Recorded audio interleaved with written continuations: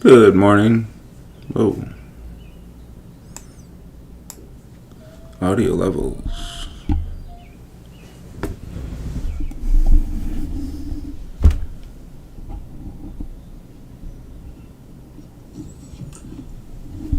Good morning. Oh.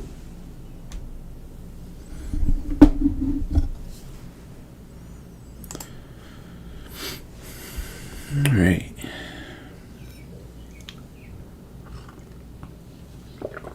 Morning, Liba. Facts and kisses.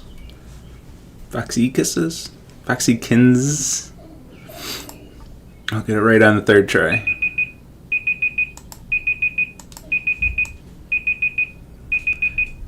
Tomato, what's up?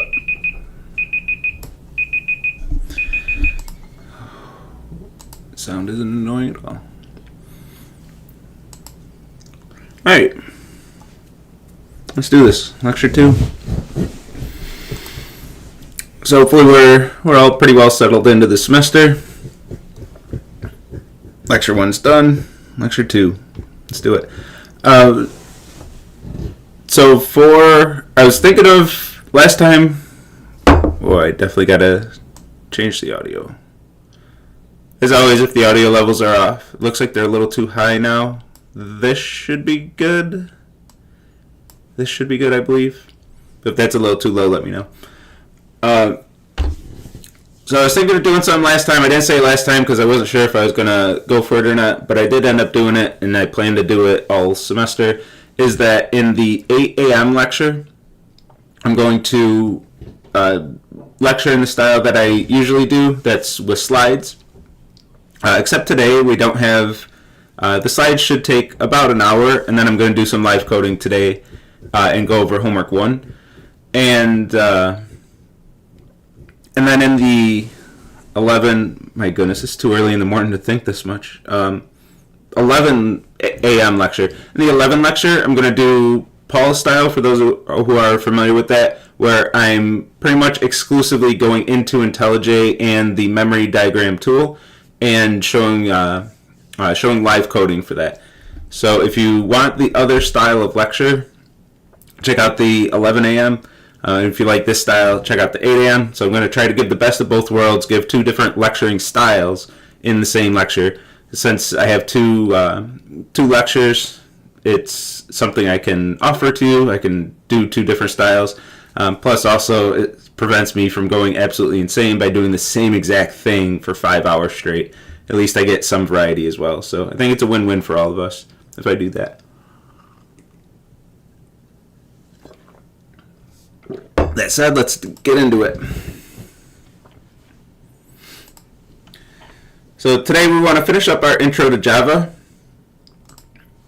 in the first hour of this lecture. 2-1, that's the one. In the first hour of lecture, and we're going to learn my shortcuts better. And we're going to wrap up the intro to Java today. In this first hour. So after this, it's going to be all CSE116 specific material. And my intent today is to get into Tuesday's lecture just a little bit, just enough for you to be able to start on task 1, start on the testing. I see a lot of you have already finished task 1. I assume those of you who have finished task 1 are... there's no delicate way to say this, is there? But students who are retaking the course that already have seen those lectures, or maybe some of you are getting ahead, like I recommended last time, like I suggested.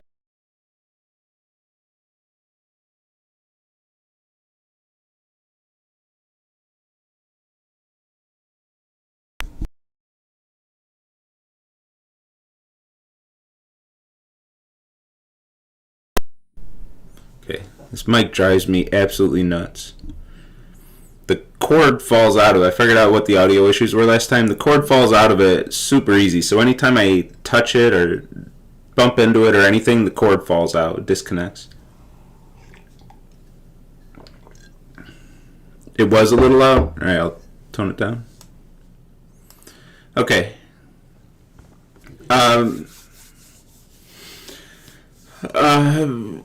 Which I don't know. Like, it's a Blue Yeti mic. It's a mic that, it's not a cheap mic or anything, but it still uses USB Mini, and I don't know, the connector just absolutely sucks. It's my second mic. I don't know why I bought the same one after I had issues with the first one. But it's the second time I bought the same mic, and it's had the same issue where the USB plug just wears out very quickly. I don't know. Anyway, let's do it. So we want to talk about array list and hashmap. This is going to be your list in Python and your dictionary in Python. This is the same thing: a sequential data structure and a key value store. Same thing, but in Java. So let's learn our data structures in Java, and that'll be pretty much the end of the 115 review content. It will come back a bit later in the semester when we do reading files and reading CSV files, but that won't be for quite a bit later. We'll wrap things up. Well, never mind, it doesn't matter. But before we get into those data structures, let's talk about memory. So we've been learning about memory, assuming you took 115 here with memory diagrams. We've been talking about memory for quite a while, so I want to hopefully they cover this in 115. I'm not exactly sure how they present memory and memory diagrams in 115.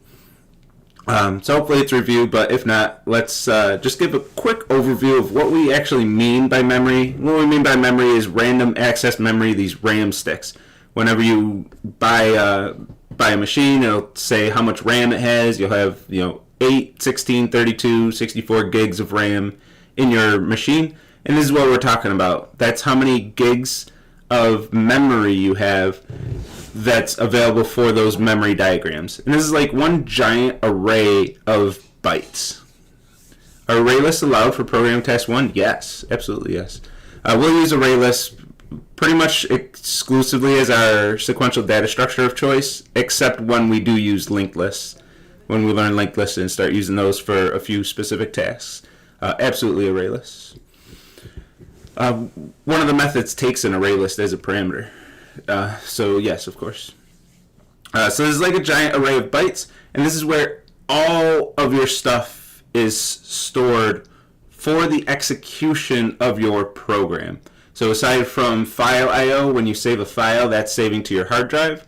Everything else is on this stick, on these RAM sticks, is in your RAM. That's what we mean by memory. So when we start a program, when we run a program, what happens is your program is going to go to the operating system, or for our purposes in Java, it goes to the JVM, the Java Virtual Machine. And the Java Virtual Machine talks to the operating system when it starts up to get a chunk of memory. So it's a little abstracted through Java, but I'm still going to say OS because that's the more generic way. Any program you run, one way or another, through an intermediary or not, does need to get memory from the operating system. The operating system is what controls all memory. So your program has to go. Mic sounds off still. Hopefully you're just behind. It shows audio levels right now. If that is an issue, somebody else chime in too. But you might just be a little behind on the video if you're not watching it live. I'll keep an eye on chat if that is a legit issue. So one way or another, very scratchy.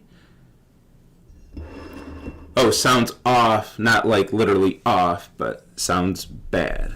Okay, well, let's see what we can do about that.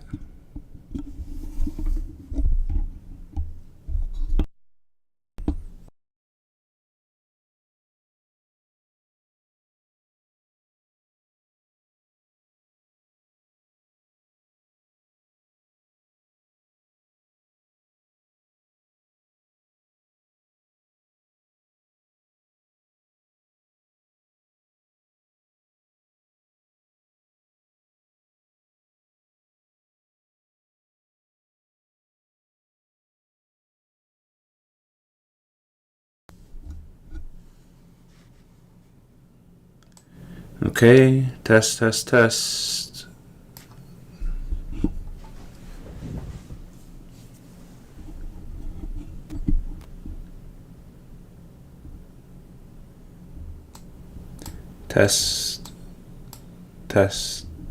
Yeah.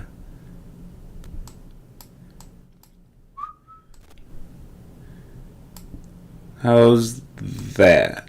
Wait, that's too much. Might I turn this the wrong way? No.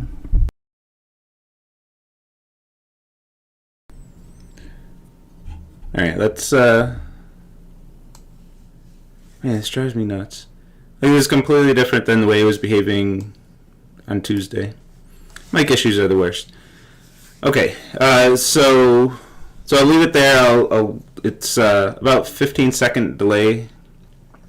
So in 15 seconds, I'll see what you're saying about it. Thank you for letting me know, by the way. Like I said last time, there's nothing worse than recording a whole lecture and then at the end finding out that the audio was crap. It's something we can fix during lecture so we can have a good VOD. Alright, so your program does have to go to the OS at some point. So the program's going to go to the operating system. Is going to go to the operating system and ask for memory. It's going to ask for a chunk of that RAM stick. And the OS is going to take some chunk of that RAM stick and give it to your program and say, this is where you're allowed to work. This is where you do all of your things. This is where you store all your variables. And this is what we call the stack. This is the memory stack in our programs. And this is almost exclusively what you used in 115, aside from your two data structures. We have to talk about the heap now too because, well, we're talking about data structures today.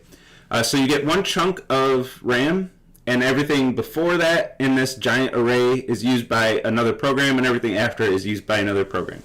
And it might not be used, it may or may not be used, but regardless, the operating system is not going to let you go outside of your bounds. Whatever memory address range that it gave you, you're not allowed to step outside of that, or else the operating system's going to yell at you and crash your program. You're going to get a segmentation fault, trying to access memory that you're not allowed to access.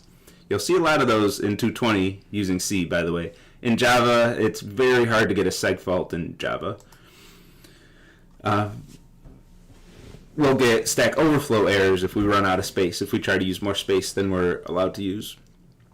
So the stack is fixed memory. This is where we store our variables for our stack frames, and it's one continuous block. I guess that was implied from the last slide. But it's one continuous block of memory. So all of those memory addresses are sequential, like actually located. I can't really say that. They're not physically located next to each other necessarily, but they're all going to be one continuous block in index order. It'll be like indices 1 million to 1,500,000 or whatever. I'm making up the numbers, but it will be a sequential chunk of RAM. And the stack is a last in, first out data structure. It is a literal stack where each stack frame is the data value. So on the bottom of your stack is going to be your main stack frame, and then you're going to push stack frames on top of that, on top of the main stack frame. I'm doing a diagram with my hands, but you can't even see them. You have your main stack frame on the bottom of the stack, and then each time you call a method, the next stack frame goes on top of the stack. And when a stack frame ends, when we cross it out on our memory diagrams, it's removed from the top of the stack. And only the stack frame on the top of the stack is the active stack frame. That's the only stack frame where you can access the variables. You can't access the variables of any stack frame except the one that's on top of the stack. And we draw our memory diagrams a little bit upside down when we actually do them in diagram form when we're tracing code. So the main stack frame is on the top of the diagram, and then when we add a new stack frame to the top of the stack, we actually draw it physically lower. So it's a little bit upside down in our diagrams for specific reasons that I don't want to get into. I think they explain that in 220 why we flip it upside down. It more accurately shows the way it works in the computer. And in our memory diagrams, we don't remove stack frames, we cross them out. So to find out if somebody just hands you a memory diagram in the middle of the execution of a program and you're not sure like what's going on, what you would do is look for the lowest visually lowest stack frame on the diagram that's not crossed out, that's the active stack frame at that point in time. And you won't know exactly what line of code's executing, so you won't really be able to pick up execution, but that would be the active stack frame. Array lists and hash maps don't work on the stack, and they can't work on the stack. This was true in Python, it's going to be true in Java, it's going to be true in any language. Your data structures can't go on the stack. So, and the reason for this is we need something a bit more flexible. So the stack is a sequential chunk of memory. What happens if we create an array list, which again is going to be like our list in Python? What happens when we create an array list on the stack and we create an array list of, say, 5 elements?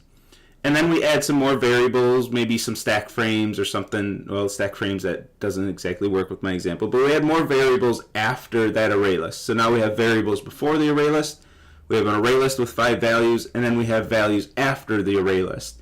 And we want to add a 6th value to that array list.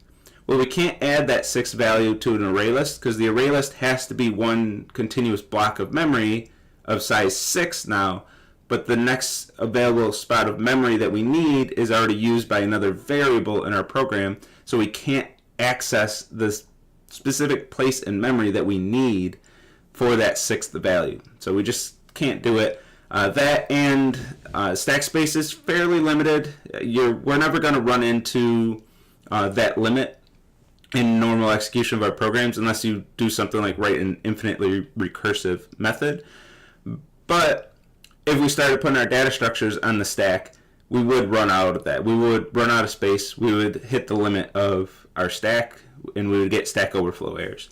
So our data structures need to be more flexible and more dynamic, and that's where we go to the heap. The heap is where all of our objects will end up going once we start talking about objects. Array lists and hash maps will be objects, but we don't have to think about that till next Thursday. And yeah, you can take this class. You can't get credit for free, but yeah. It's one advantage of streaming on YouTube. If somebody wants to just learn this stuff, go for it. Knock yourself out. I'm more than happy about that. So we have more dynamic space with heap memory, and the heap is where you're going to ask the operating system for more space, more memory during the execution of your program. So your program's executing, you already got your stack space that you asked for when you first start the program, and then during the execution of the program you need more space. You go, hey operating system, I want to create this array list, can you give me some heap space? Give me some space that can be anywhere in RAM. We don't care where it comes from, we just need some extra space. And it'll give us some space somewhere in memory. It might not be anywhere close to the stack space, and we don't care. But we're going to get a chunk of space that we asked for, and then we're going to get the memory address of the first byte of that block of memory. So we're going to get a reference to the memory that was allocated in the heap for whatever we asked for. So we'll ask for, hey, can I have 50 bytes of memory? The operating system will take 50 bytes of memory, find wherever it has room for 50 bytes that no other programs are using. It'll reserve that for our program and then give us the memory address of the first byte. Remember, memory addresses, RAM is like one big index or one big array. So a memory address is like an index in that array.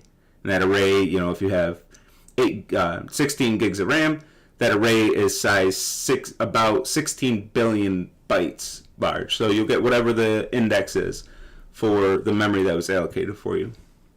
And then it's the references that are stored in our variables, not the values itself, not the object itself, which will be a huge thing that I'll talk about all semester, about references. That's one of the first things about OOP that you'll have to understand in your memory diagrams, which again, if you took 115 with memory diagrams, you should fairly be used to, because it's the way that lists and dictionaries worked in Python.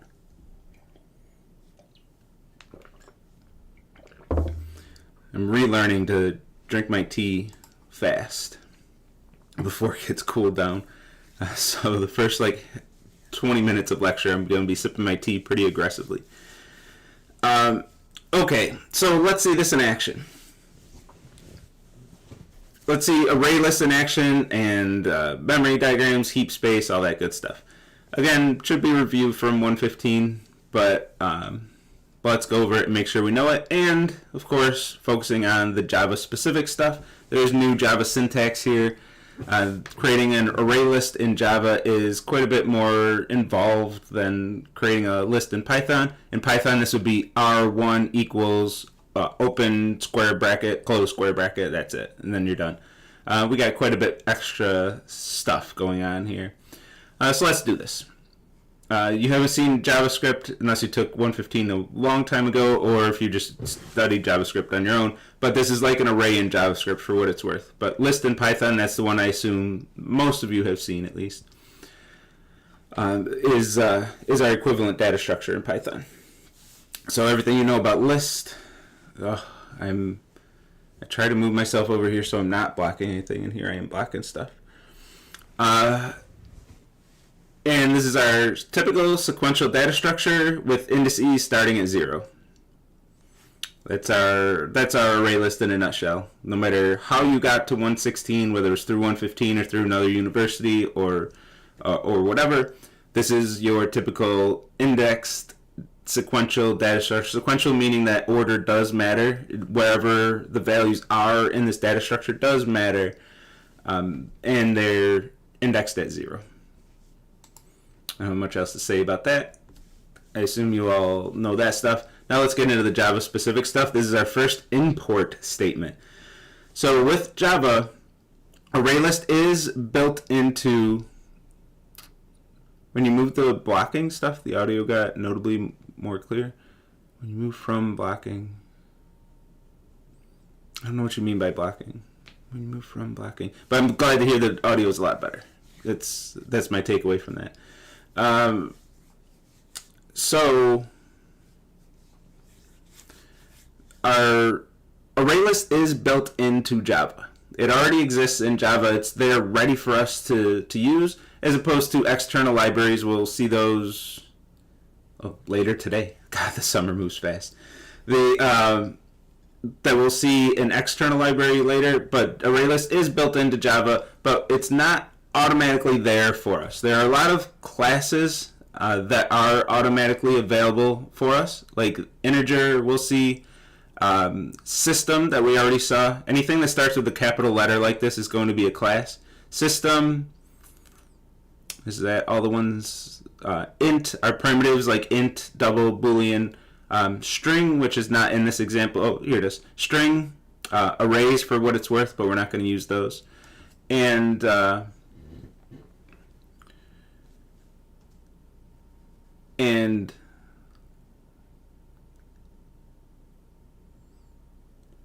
oh, I see what you mean. Well, like when I moved over like this, the audio got notably more clear. Oh no, what do I do about that? Is it because I'm not talking into the mic directly?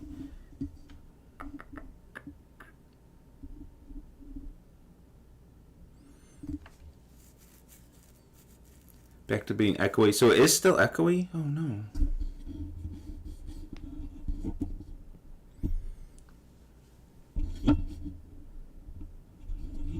Let me try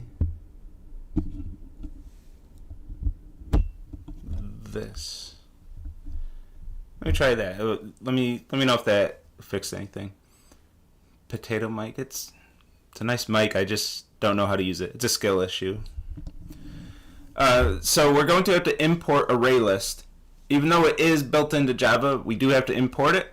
And when we import a class, array list is a class, and when we import it, we're going to have to specify the fully qualified name of that class. That's package name plus the class name. And the package names can have subpackages, and we separate subpackages by dots. Even though packages represent directory structures, we don't use, sounds better now, good. All right. And we don't use slashes like the directory structure. We use dots for whatever reason. So java.util.ArrayList, this means that we're importing the ArrayList class. which lives in the java.util package. So the Java package and the util subpackage, which is a package inside the Java package. So java.util.ArrayList, import the ArrayList class. And if we look in the source for Java itself, for the Java library, we're going to find a directory named Java, a subdirectory named util, and in util we're going to find an ArrayList.java file, which is going to define an ArrayList class. So all that stuff that we learned last week, like this ArrayList1 class, will live in a directory named week2. There will be ArrayList1.java. Same thing here, java.util.ArrayList.java. We're going to find that in that directory.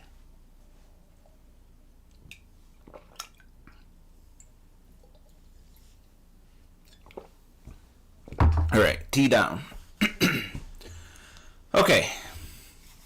So we have to import it before we're able to use the ArrayList class, because it's not default imported like string system and a handful of others. When we create an ArrayList, we're going to use the new keyword. This is going to be very important starting on Thursday. I mean, it's pretty important right now with ArrayList and hashmap, but it's going to be much more important. You can read week 4 as lecture 4. On lecture 4, we're going to create our own classes that we create objects from, and we're going to use the new keyword to call their constructors to be able to create those objects. That's all really good stuff for lecture 4 when we talk about objects and classes, and we create our own classes that are used to create objects. Whereas now we're creating our own classes that are just used for a container to contain static methods, which is a little bit different. We're going to start using non-static and constructors. For now, this is calling a special method called a constructor. It's calling the ArrayList constructor, which will give us an ArrayList object. And since this is a method call, we do need an argument list, even though it's empty in this case. Do we need to import if we just say java.util.ArrayList? No, you don't have to import if you use the fully qualified name or whenever you use that name. So if you want java.util.ArrayList, java.util.ArrayList, java.util.ArrayList, if you want to type that every single time, you don't have to do the import. But if you don't want to type it out like every single time, like I assume most of us don't, I definitely don't, then import it, and then you can just use ArrayList, and Java will assume that you mean java.util.ArrayList whenever you say ArrayList. And part of the big reason for that is you might have multiple classes with the same name in your project available to you. So the import says which exact one do you want to use.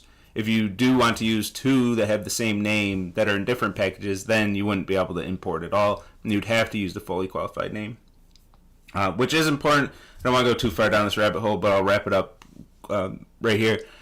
If you weren't able to use the same name as a class somewhere else in the project, then you would have to memorize every single class name that's built into Java. Every single one of them, and then you'd have to purposely avoid all of those names whenever you create classes. And nobody wants to do that. So if you do use a class name that happens to already exist in Java or in a third-party library that you've linked to your project, if you want to reuse one of those names, you just reuse it. The import statements take care of that. As long as you're not naming your packages, like if you have a package named Java, you're just don't do that. But if you have a package named java.util, then you're going to have some naming conflicts again. Things are going to break. But as long as your package names are unique, you're not going to run into naming issues because we're going to use imports like this or fully qualified names like was pointed out in chat. And then finally, these angle brackets. This is the last piece of this, and the angle brackets are going to specify the type parameter. I'll talk about this a little bit more on the other side of things, but for what it's worth, this angle bracket with an empty type parameter list is implicitly knowing that it is of type integer because of what's on the left-hand side. So you could type integer right here, but it's unnecessary. Java allows you, it's one of the very few things that Java lets you shortcut. Java doesn't make you type integer there, even though the type parameter is integer. So we can just leave this empty right here. Then on the left-hand side, now we want to talk about what that type parameter is. So every variable in Java has to have a type. We already know that from last lecture. And the type of this array list variable is array list, of course, and you might expect it to just be array list R1 equals new array list. You might expect that, but our data structures in Java need to also have a type parameter. So you don't just create an array list, you create an array list of some other type. So we're creating an array list of integers here, and R1 can only ever store integers. That's the only type that we can store in this data structure is integers. If we try to put a double in R1, we're going to get an error. We try to put a string in there, we're going to get errors no matter what we try to put in there if what we put in it is not an integer. So this is an array list of integers. It can only ever store integers. A restriction that we didn't have in Python. Python, you can mix types in your data structures for days. It didn't matter what you put in your Python data structures. In Java, it matters. This array list can only ever store integers ever. So we have to specify that, and we use an angle bracket type parameter list. And that's why on the other side here, this is implied to be integer because of the assignment. Java will look ahead to this type and then add that for us implicitly. That integer will be over here as well.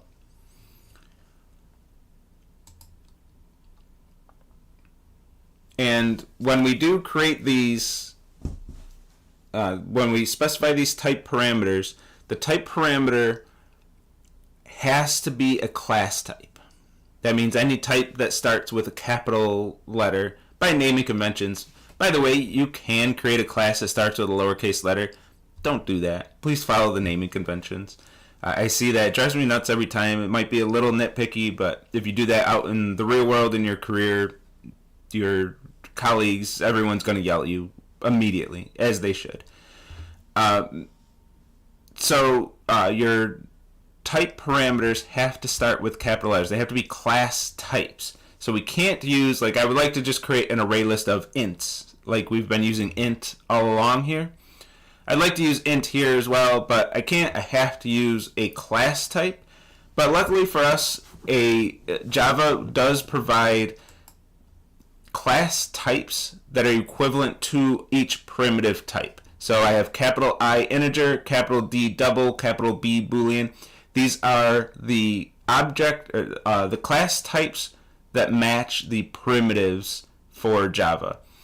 So instead of int, we're going to use integer, because for a type parameter, we have to use a class type. We're going to use the class equivalent of an int, which is capital I integer. And in most cases, Java does what's called auto-boxing. It will switch between the two interchangeably. So if I have this array list of integer and I give it an int like I do right here, it's going to automatically convert that int to an integer. When I get a value out of the array list and I try to use it as an int, it's going to auto-convert the integer into an int for me in most cases. One case where this will break is with return types. And this is a common issue in Autolab. I'm going to say it here, and some of you will ignore it or not listen or not understand and still have this issue on Piazza and office hours. I'm going to be like, why the hell did you do that? Is having your return type. Every return type in the homework, everywhere, in fact, everywhere on the homework, and in my own code, right, this is how I code too, everywhere will always be the primitive types, unless I'm forced to use the class types. And the only time I'm forced to use the class types is with type parameters. So whenever it's a type parameter, I'm going to use the class type. Whenever it's anything else ever, including return types, it's always going to be the primitive types. And in each homework document, I'll say, write a method that returns an int. I'm never going to say write a method that returns a capital I integer, a capital D double, capital B boolean. I'm never going to put that on the homework. And all the homeworks that are released right now, those decisions have already been made. Nowhere on any of the homeworks this semester do I ever say write a method that returns a capital D double. Nowhere ever. Never do that. Don't do that. Not never, but never within the context of CSE116. Out there in your career, maybe you'll work for a shop that's the way they like to do things. That's fine.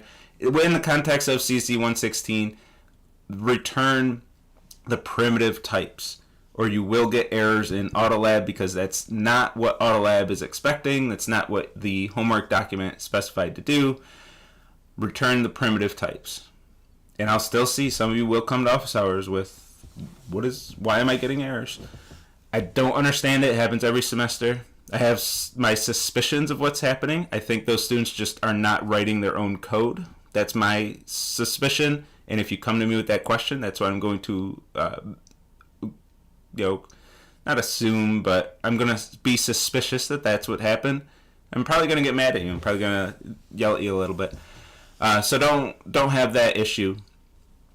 And if you do have the issue, my first reaction is, why did you do that? The homework said return an int. Why did you, instead of looking at the homework doc and type int, why did you hold shift, hit I, N-T-E-G-E-R? That's a lot more typing. It's a lot more work. And it's completely different than what you were looking at from the homework document when you were writing it. And I think it's just because they didn't write it. So don't do that. That's my speech. Hopefully nobody who's here listening to this right now is going to make that mistake. Anybody watching this VOD isn't going to make that mistake. So if anyone comes to me with that mistake, which won't be anyone hearing me say this right now, I'm going to assume they didn't do their own work and they didn't watch lecture. Okay. And that one, because I will see that. It's one of my pet peeves. I see it every semester, and I just don't know why students do that. So those are my suspicions. Okay, but like I said, none of you are going to make that mistake. So I don't know who I'm saying that for. Actually, I do know. It's for my own good, so I know who's skipping lecture and not watching the pods. Okay, and then when we want to access or set values, add or access values from this array list, we can't use the square bracket index notation like we use in Python. We can't use that. It's not allowed. For these vanilla arrays, we actually could, but we're gonna tactfully avoid those in 116. We're gonna use array lists whenever we want our sequential data structure that's not a linked list. Array list is going to be our default sequential data structure. So add, that's going to insert a new value into this array list. So r1.add is going to add whatever value we give it, which must match the type parameter. It's going to add that value in the next available index of the array list. So if I have an empty array list, that's going in index 0. If I have an array list of size 10, which are in indices 0 through 9, then that 11th value is going to go at index 10. Whatever the next index is, that's where that value is going to go. And then get is going to take an index and return the value at that index. So get of x, if x is 2, is going to return the value at index 2.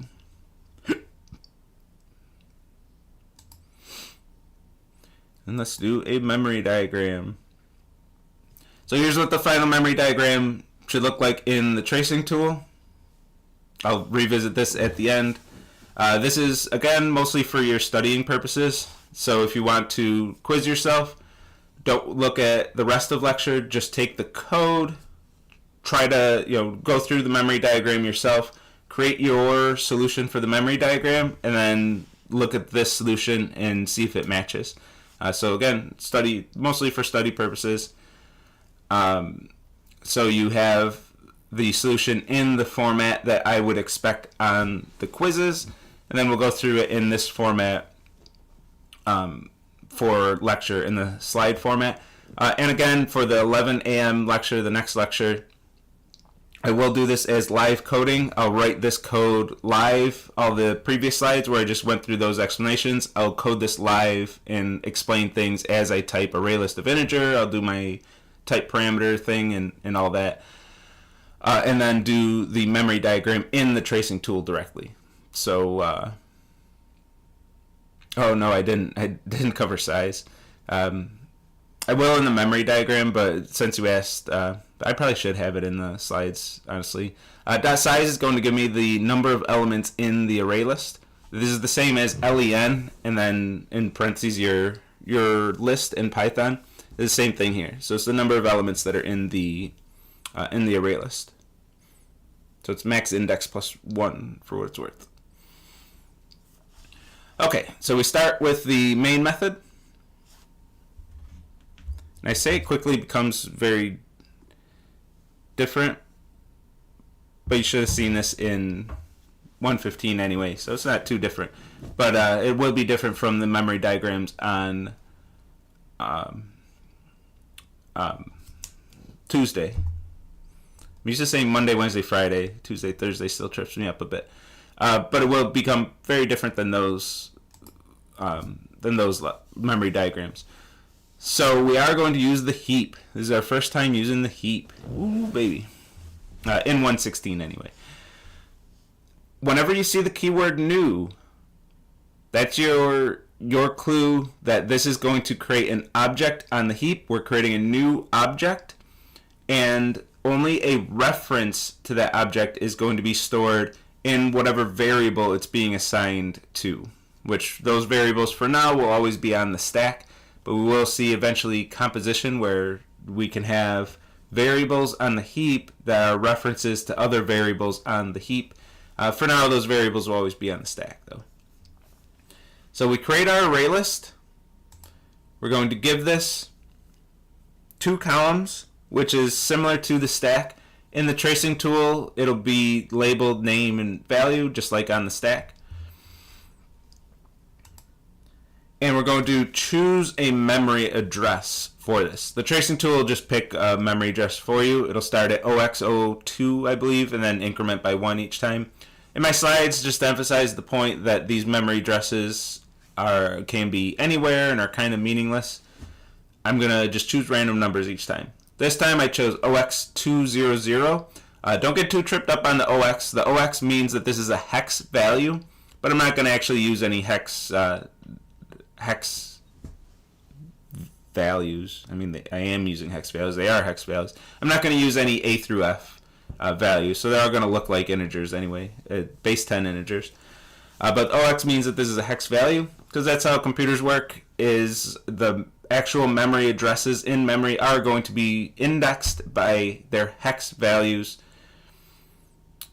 which is kind of weird to say now that I say it out loud. It's all binary.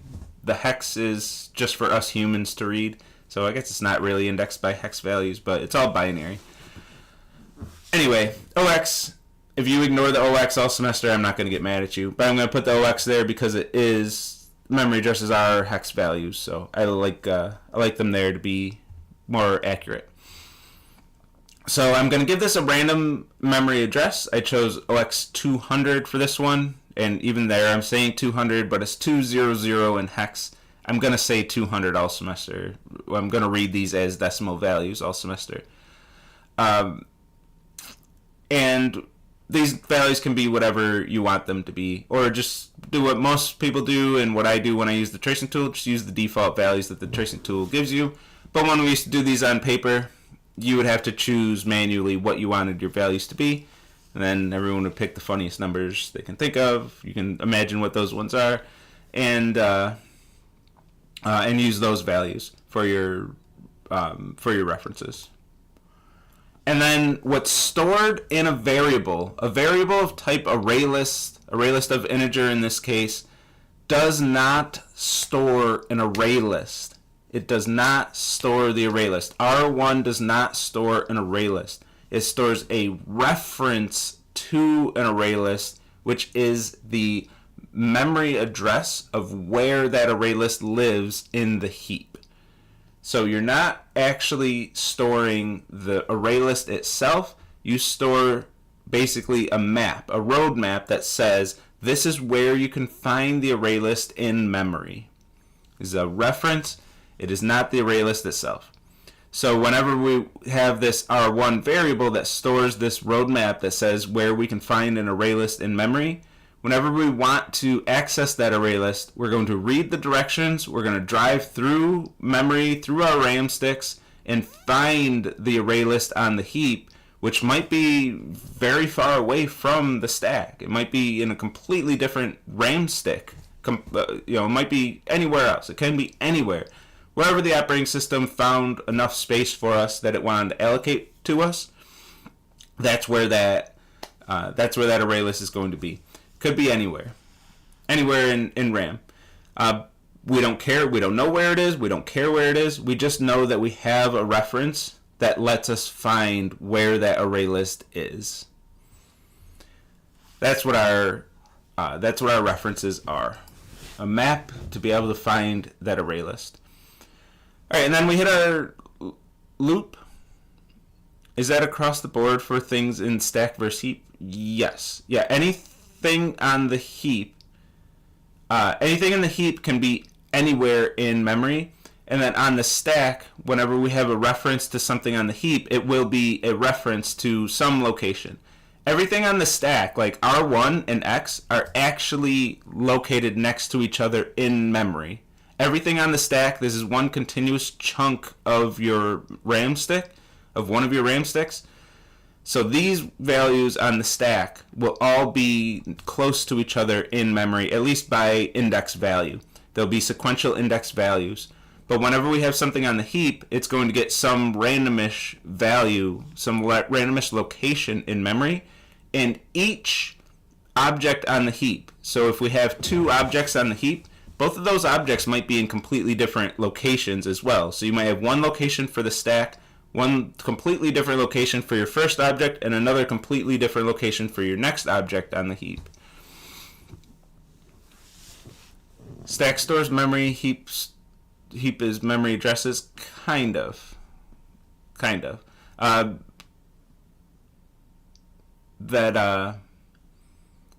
But the memory, let me say it this way, the memory address is how we're going to find things on the heap. So in the stack, if we ever have something on the stack that needs to reference something on the heap, it's going to be through a memory address, through a reference. That's how we're going to find it on the heap. But it will get a little more complicated throughout the semester. Like, stack stores memory, heaps, memory address. Like this heap, this value 10 here, this is just a straight up value that's stored on the heap. And X stores a value on the stack. So on the stack we can have values, on the heap we can have values, on the stack we can have references, and on the heap we can have references. We could have an array list of integers where each value in the array list is another reference to another object on the heap. So this will get mixed a bit, but it will always be that a reference is how to find the location of an object on the heap. Stores memory, stores variables instead of stores memory. Yeah, the stack will always store variables, and some of those variables might store references. Like X is a variable that stores a value, the value 0 at this moment. R1 is a variable that stores a value, and that value happens to be a reference.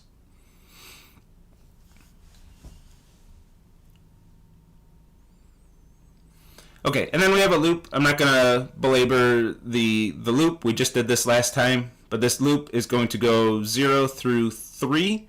X will get the value 4, but the loop will not execute with value 4. So we're going to get 10, 9, 8, 7 all added to our data structure. X goes to 4, but doesn't execute with 4, so 4. 10 minus 4, 6 is not added to this array list. And then end of the loop, we cross it out. X is technically part of the code block for the for loop. So X is no longer available after this loop ends. Oh, sorry, Bunny Boy. I saw your message and then I just kind of didn't register it. The reference for R1 is in its own stack box separate from main. So this is in the main stack frame. And this is where we'll see when we wrote these on paper why we didn't write a main stack frame explicitly. Actually, the next line. So let me click to that one. When we print out an array list, for what it's worth, this is the format of how they're printed out. I won't expect you to memorize that. It's nice if you do, but If you don't and you write a different format on quizzes, if we ever do this, I'm never going to get mad at you for that. And then we have R2 equals R1. I want to answer your question here before I talk about this sign by reference. R1 and R2, we had this, I guess this doesn't 100% make my point, but if this were a method call and this were a stack frame right here, we would have the main stack frame here, a stack frame that's created and then destroyed, and then another variable down here that's also in the main stack frame. We wouldn't have a way to draw the main stack frame in this case. So when we did these on paper, we would say any variable that's not in a stack frame explicitly is in the main stack frame. So we don't have to draw like a box here and write main, a box here and write main. We just didn't have a convenient way to do that. And then if there was a method that called another method and then declared a variable after that, we just didn't do that on quizzes or memory diagram examples. But now that we've used the tracing tool, we can have a stack frame created, destroyed, and then add another variable to the main stack frame, and it'll physically just move everything down and make room for that variable. That's not something we can do when we're writing these with pen and paper or pencil and paper. Just can't do that. So that was more of a logistical reason why we didn't draw the main stack frame before. But you can assume that this is all in a main stack frame. Like, let's quickly go over to it. Like, this would be the main stack frame, R1, X with the loop, R2. This is all in the main stack frame.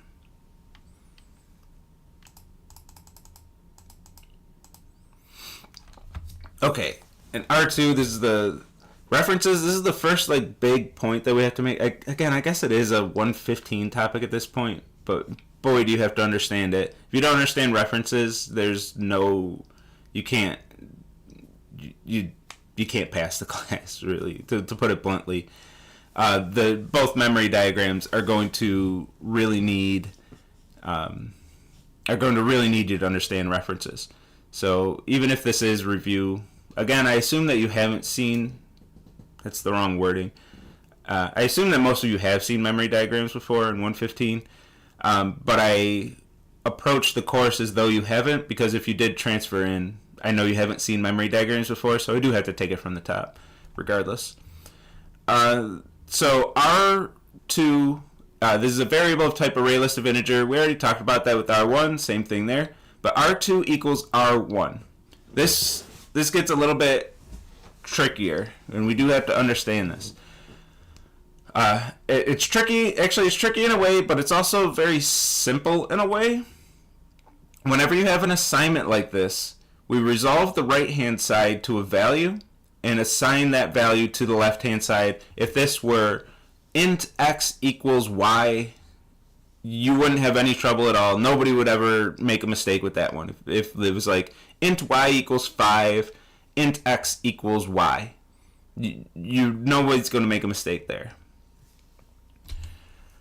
But when it becomes references, this is where students do start making mistakes. So I want to make sure this is clear. In the simple way, you do the same thing in the int example. You do the same thing here as you would in the int example. You resolve R1 to a value. What's the value of R1?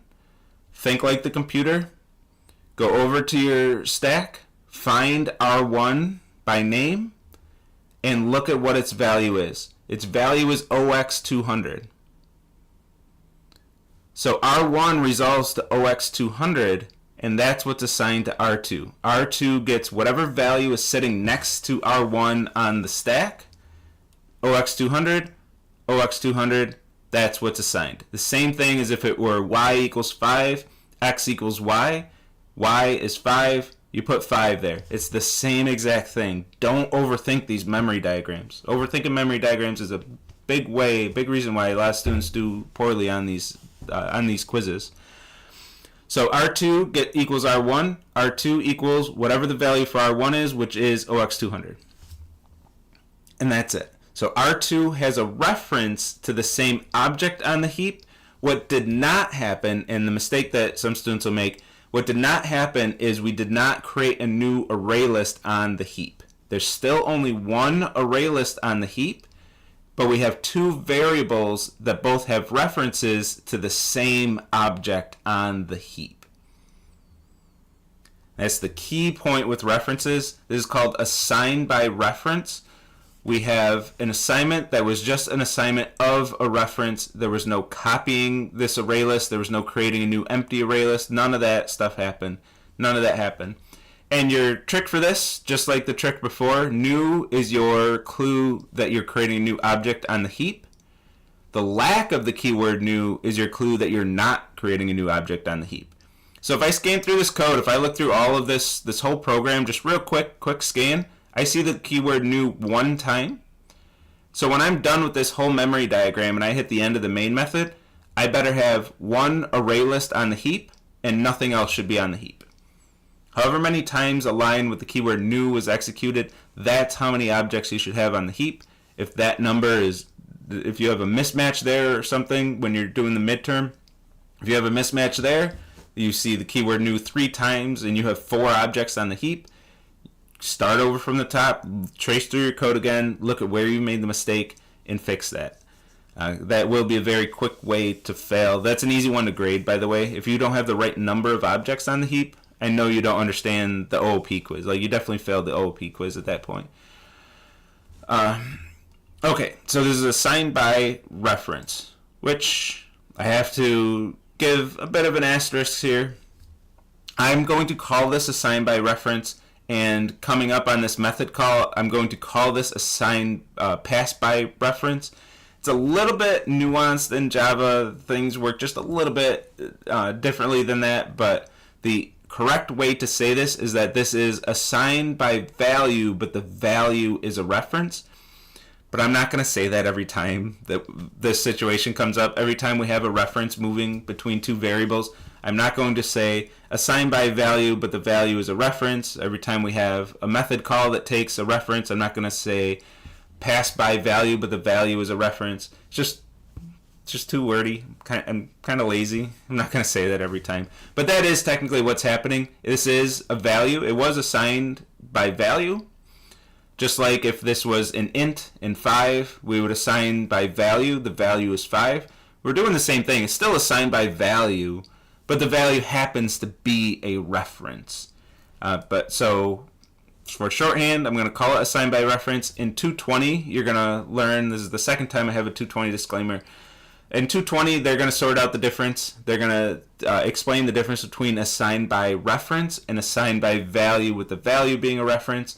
That's going to be the difference between pointers and references in C, and they'll say, oh yeah, what Jesse taught you was super dumb. Like, I don't know why he ever explained it like that. He must just be lazy, and they're right.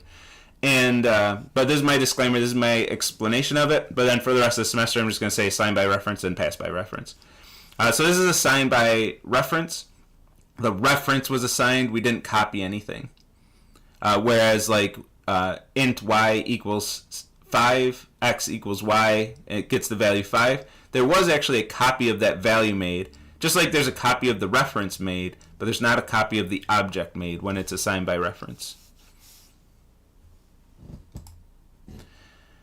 Okay, and then when we print out array 2, we go over to the array, and we get the same exact values as the same exact array list. No difference if I say print array 2, print array 1, same exact thing, because they both refer to the same exact object on the heap. They both have the same exact reference. And we're not going to see it in this example, but it will come up a lot throughout the whole rest of the semester. If I modify one of these, if I go r1.add, I should just add it to this example, to be honest.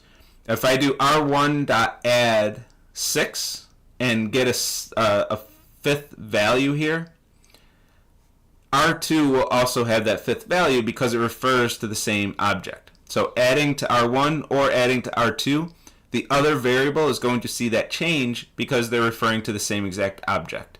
So any modifications made to this object are going to be made to both variables because they're both referring to the same object. Which, seeing the memory diagram, hopefully that's pretty clear, fairly obvious. But if you're just looking at the code and you're not thinking of the memory diagram, it's not very clear. Like R1 and R2, our brains want to see those as two different array lists. And we need to see what's going on in memory to see that R1 and R2 are actually referring to the same array list because this was assigned by reference. But if without seeing that, just looking at the code, you're going to think that a change made to R1 isn't going to affect R2 because it's R1 and R2. Those are two different things. Our brains want to separate those. But they're not separate here. They refer to the same object. And you better believe on the OOP quiz that definitely will be assessed. We're going to mess with references quite a bit and make sure that you understand how that works. And then the next one, when we have a method call, array list of integer Rn equals R2, assigning the parameters equal to the arguments. This is still assignment. So that assignment, R2 is going to resolve to OX200. That's R2's value. So Rn is going to get OX200. So when the assignment is made across a method call, we call this pass by reference, or pass by value, and the value that's passed as a reference. This is pass by reference. So Rn just gets the reference to R2, which means Rn is going to refer to the same object. We have three variables on the stack that all refer to the same object. And if in this method call, this is a little foreshadowing, it won't happen in this example, but if in this method call we said Rn.add -5 and we put -5 here, the stack frame ends, it returns its value and everything, and after that stack frame ends, R1 and R2 will both see that new value in the array list because it was modified in the heap. So the heap kind of gives us, gives us a way to communicate across stack frames without using parameters and return values. Last time I said that's how we communicate across stack frames, is we give an argument to the parameter and then we take the return value, whatever's returned, and then do something with that return value. That's how we communicate across stack frames. Otherwise, they're completely isolated environments that cannot communicate to each other. But now we have another mechanism. We can communicate through references and modifying objects on the heap. That's going to give us another tool. We're not going to use that today, but starting on Thursday, we're going to see that a lot. We're going to have a whole bunch of void methods that we call for the side effects of modifying objects on the heap. Okay, and then we go through this, go through the loop. I'm not going to belabor the loop too much, but this is the first time that we see the dot operator, so that's what I want to focus on here. Rn dot. The dot operator, what this means is Rn, because all these variables, by the way, Rn, R2, R1, store references, and guess what we don't care about is references. I've never cared about a reference. You'll probably never care about a reference. We don't actually care about the reference. I don't care where my object is in memory. I just don't. Like, I can't make myself care about where exactly this object is stored. Never am I going to write some code that says, Java, where's that thing stored? Like, what memory address? Like, where is... I don't give a... I don't care. I just don't care. What the dot operator does is says, hey, I don't care. Rn, I don't care that you are a reference. Just follow that reference and take me to your object. So Rn, you are a reference, take me to your object. That's what the dot operator is saying. So the dot operator will follow the reference to the object being referenced to. I always fumble that sentence. The object to which the reference is referring. So Rn dot is going to say Rn, which resolves to OX200. Dot means follow the reference. Follow this reference over to the object, and after the dot operator, I'm going to be at this object, and then whatever I do after that is going to be in the context of this object right here. In this case, I'm calling the size method, so the size method is going to be called on this array list right here, which has size 4. We have 4 elements here. So that's going to resolve to the integer 4. So rn dot size, get the size of this array list. So int x equals 0, 0 less than 4, that's true. So we go through the loop, and we're summing up. You can see the accumulator pattern here, which you're not off the hook for that. You have to remember accumulator pattern. The third method in task 1 is decently advanced accumulator pattern exercise. So you have to know how to do that stuff in Java. And man, this lecture is stuffed. Like, I'm glad we have extra time today. I don't know how I ever thought I'd fit this one in a 50-minute lecture. So out equals 0, and then we're going to sum up. We're going to accumulate all the values and sum up all the values of this array list. So we should get 10 plus 9 plus 8 plus 7 in out. So out is rn.getx. So rn.get is going to take an index, and then give us the value at the index. X is 0, so give me the value at index 0, gives me 10. And then add that to out. And keep going through. We go through all the values, keep updating out, keep updating x, and we should get 34. We hit the end of the loop, so x is no longer in memory. Out is still in memory because out was declared outside of the loop. It was declared before the loop. And this is a common mistake we all make when we first start programming. You're probably beyond this mistake by now. But if we create the variable out inside the loop, we don't have access to it outside the loop because it gets destroyed, and then nothing works the way that we expect it to. Because the code block ended, it removed the values from memory. So we create out before the loop, plus it would mess up our math in this case. So we create out before the loop, so it still exists after the loop, and then we can return out, put that in total, and then print total to the screen.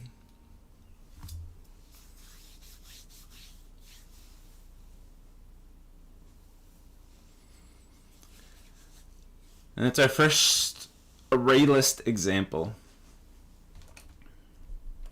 So if there are questions about that, I'll keep watching chat. When there's like a 10 to 15 second delay, so I can't do my usual, this is where in a lecture hall I would stop and say, are there any questions, and just stand there for 10 seconds in awkward silence until somebody finally asks a question. I don't have the patience to wait 10 to 15 seconds, so I'll keep an eye on chat. If there are questions, I'll come back to this example. But otherwise, I'm going to move forward to array list. Oh, actually, I do want to... Is there anything specific I want to say about this? The array list, it'll be name and value like this. And then label it. This is one thing I didn't do in the slides, is label it as an array list, where I leave it implicit on the slides. Label it as array list. No parent, that's fine. We'll talk about this when we talk about constructors in more depth. And then the name will be the index, and the value is, of course, the value at that index. And then OXO2. The references, it doesn't matter what these numbers are. You can make up whatever you want or just leave the defaults as, there's no reason to change the defaults really. But whatever the reference is, it needs to match. Like this number has to be the same as this number, has to be the same as this number, has to be the same as this number. So as long as all the references are the same, if a variable is supposed to refer to an object, it has to have its reference number. That's fine. The numbers can be whatever they want, but they do have to match. If you have the wrong number in any place and it's referring to the wrong object, that's where we have some problems. So they can be, the numbers are arbitrary, but they must be consistent.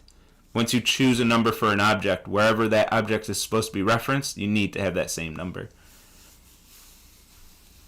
But the numbers themselves doesn't matter. That's where, I don't care where your object is in memory. I don't care where my objects are in memory, but they do have to be consistent. This reference has to refer to the right memory address. Okay, and hashmap. Yeah, how the hell did I ever think this would fit in 50 minutes? I might have to restructure this before the next semester. Luckily in the summer it doesn't matter. We got I can just adjust within the single lecture. But okay, so hashmap, this is going to be like our dictionary in Python, and if you have had JavaScript, it'll be your objects in JavaScript. So a map, this is our key value store where order does not matter. So this is our first non-sequential data structure where we have keys mapping to values, and we can't have duplicate keys. The same thing as your dictionary in Python. All that stuff applies. All that same stuff applies. So we can't get a value by its index. We get a value by its key, and there's no order. If I insert the values in a specific order, I won't always get the values in that same order. Alright, this needs to be imported just like ArrayList. Hashmap lives in the same package as ArrayList, but of course import hashmap. This is in hashmap.java, not ArrayList.java. Import it so we can use it. And then new hashmap, same thing here. We don't need any type parameters here. They're implied by the variable that we're storing this hashmap in, the type parameters of that. And the first difference that we see from ArrayList is that we have two type parameters.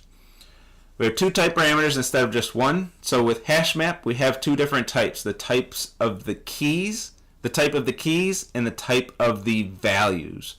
So we don't have just a hashmap of integer. We have a hashmap of string to integer. We have a hashmap of integer to double. We have two different values. So the keys and the values can be different types. So we're going to specify those types differently. This is a hashmap of string to integer. So my keys are always going to be strings. My values are always going to be integers.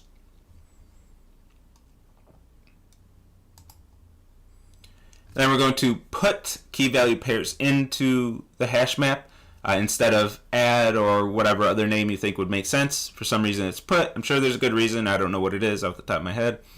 But we're going to do dot put, and then our key and value. We're going to put the key value. Oh, I got to update this example, don't I? No more digs. But we're going to put this key value pair into our hash map. And then after these two lines of code, we'll have two key value pairs in the hash map. If we want to get values out of the hash map, we're going to call .get, just like we did with ArrayList, except it's not going to be an index. It's going to be the value of a key, and we're going to get the value at that key. At least when I do the live coding in the next one, I can update the example. It won't be digs anymore. Can we use any class for key values? Yep. Any class. And then we have different ways to iterate over the keys and values. And for this, I'm going to use the enhanced loop, the enhanced for loop in Java, which I don't know. I don't like that they call it that. I'm always going to call it a for each loop because that's what it's called in pretty much any other language, a for each loop. So for each value in this data structure, iterate over those values. That's what it was in Python. Colon or colon instead of the word in Python is the only syntactical difference. But yeah, Java has to call them enhanced loops. I don't know why. In Python, they just were the loops. This is the only way you could write a loop in Python. I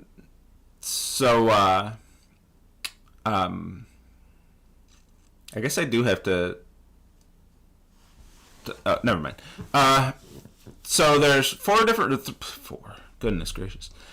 different ways that we can iterate over the elements of a hash map.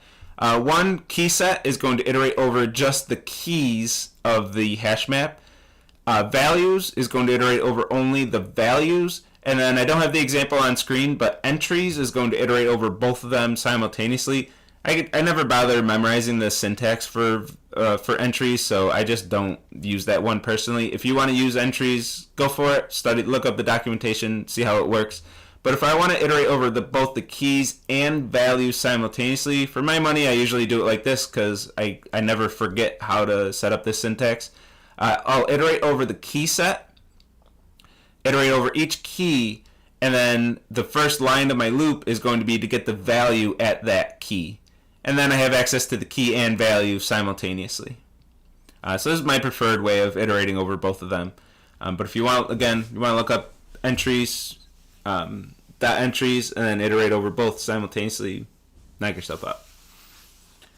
Is there a difference between print line and print? Oh yeah, I keep forgetting that we use that in this example. Print is going to do the same thing except without the trailing new line character. So print line is going to print the string to the screen and then a new line, and then the next thing we print is going to be on the next new line.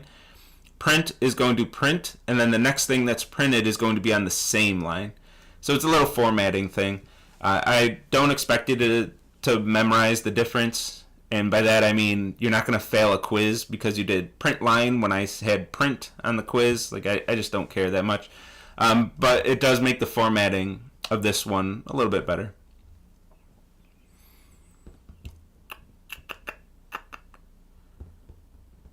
With that's one of those things that, yeah, maybe I would do -1 or -2 points if this was percentage based grading. You'd get like a 98 on a quiz if you didn't get the difference between print and print line. But when it's pass fail, like it's not something I'm going to fail you for. It's one of the reasons I like the pass fail grading. All the stuff that doesn't really matter, I can just completely ignore. Whereas if it's percentage based grading, well, if it's not literally perfect, I'm going to take points off. So the stuff that truly doesn't matter for the learning objectives of the course. When you enroll in this course, there are the learning objectives. That's what I need you to learn. If it's not related to learning objectives, I don't punish you at all for it. Percentage based grading, I certainly would. You're not perfect, I'm not giving you 100.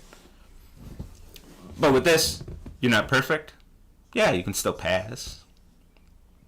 And if you pass in a timely manner, you can still get an A. Where you might lose an A for missing the difference between print and print line. I don't know why I'm going on this tangent right now, but alright, so we can loop over. I got ahead of my slides a little bit here, but we can loop over either the keys or the values or entries. Like I said, I already said that a few times. Let's move on.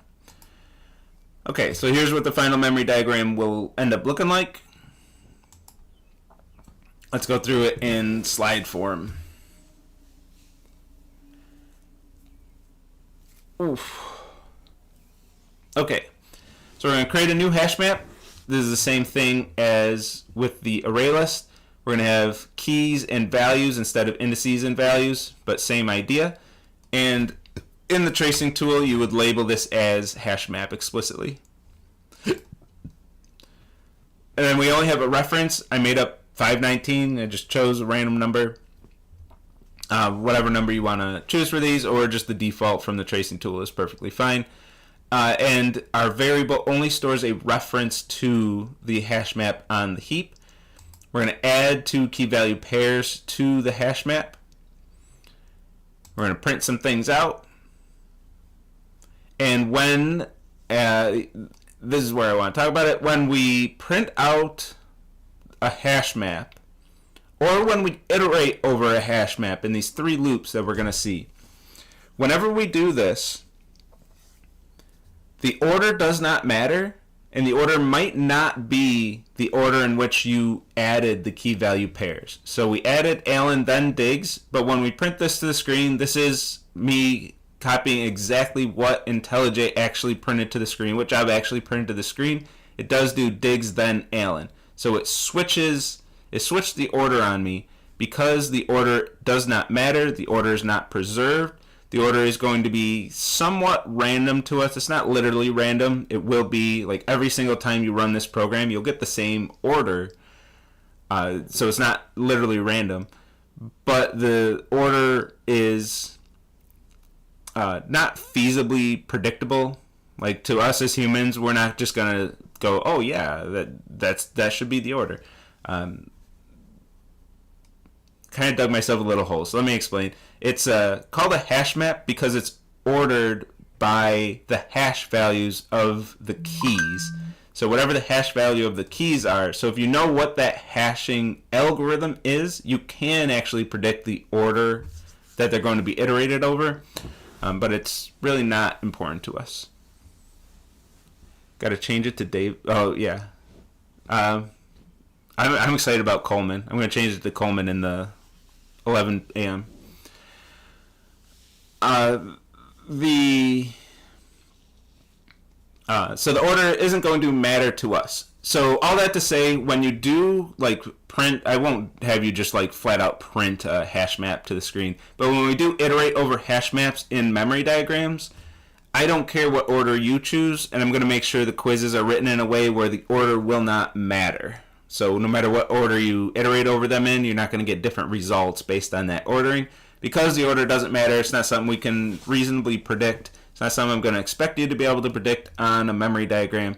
So the order won't matter for the quizzes. Whatever order you choose, most of you, including myself, what I'm about to do even, is to iterate over the key value pairs in the order in which they were added to the data structure. So that's what I'm going to do.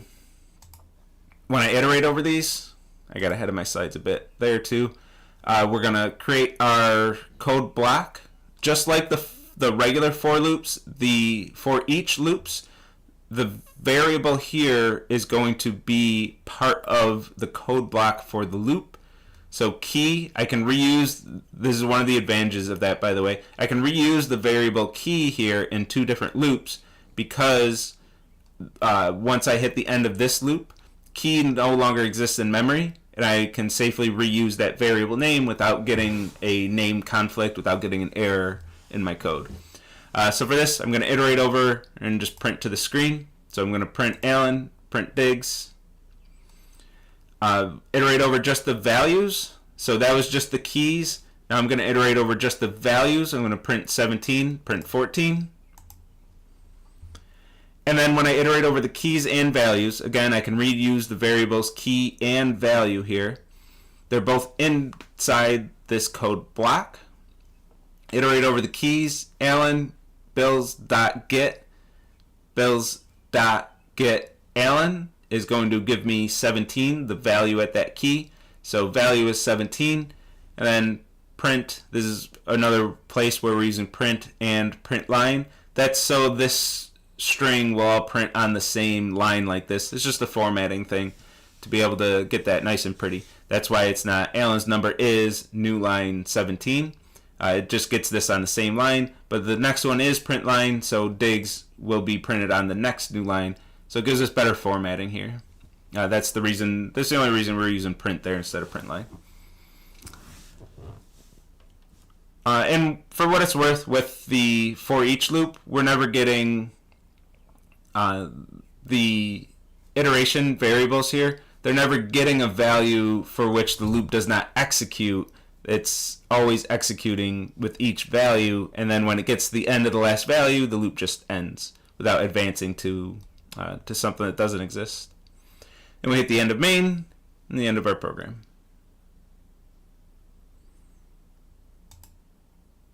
And this is what it looks like in the tracing tool. Okay, so here I will pause for a bit. I'll wait for the stream delay.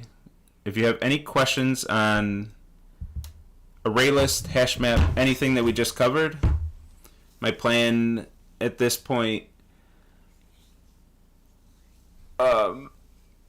is to talk about testing and task 1, get you started on task 1. Unless, of course, there are questions. If there's something else y'all want to see, I'm always happy to pivot. How were you able to input 17 into the question? What is Alan's number? So that wasn't. So I'm just printing this to the screen. What is Alan's? Yeah. What is? So I'm just printing this to the screen. I'm not grabbing input from the keyboard. I'm just kind of pretending that we're having that interaction. I'm not actually using an input here. So I'm printing this to the screen and then immediately printing the answer. I didn't give anybody a chance to actually answer the question or anything. No interaction in this program.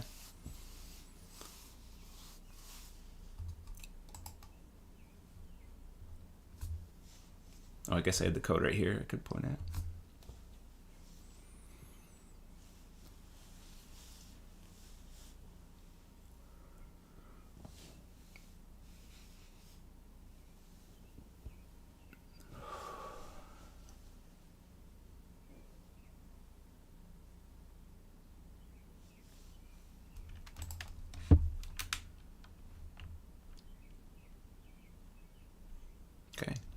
there are no more questions left to my own devices, I'm going, I close a few of these. I don't think we're going. Oh, I kind of like that that's broken. When I get to IntelliJ, am I going to IntelliJ? Yeah, I think so. But let's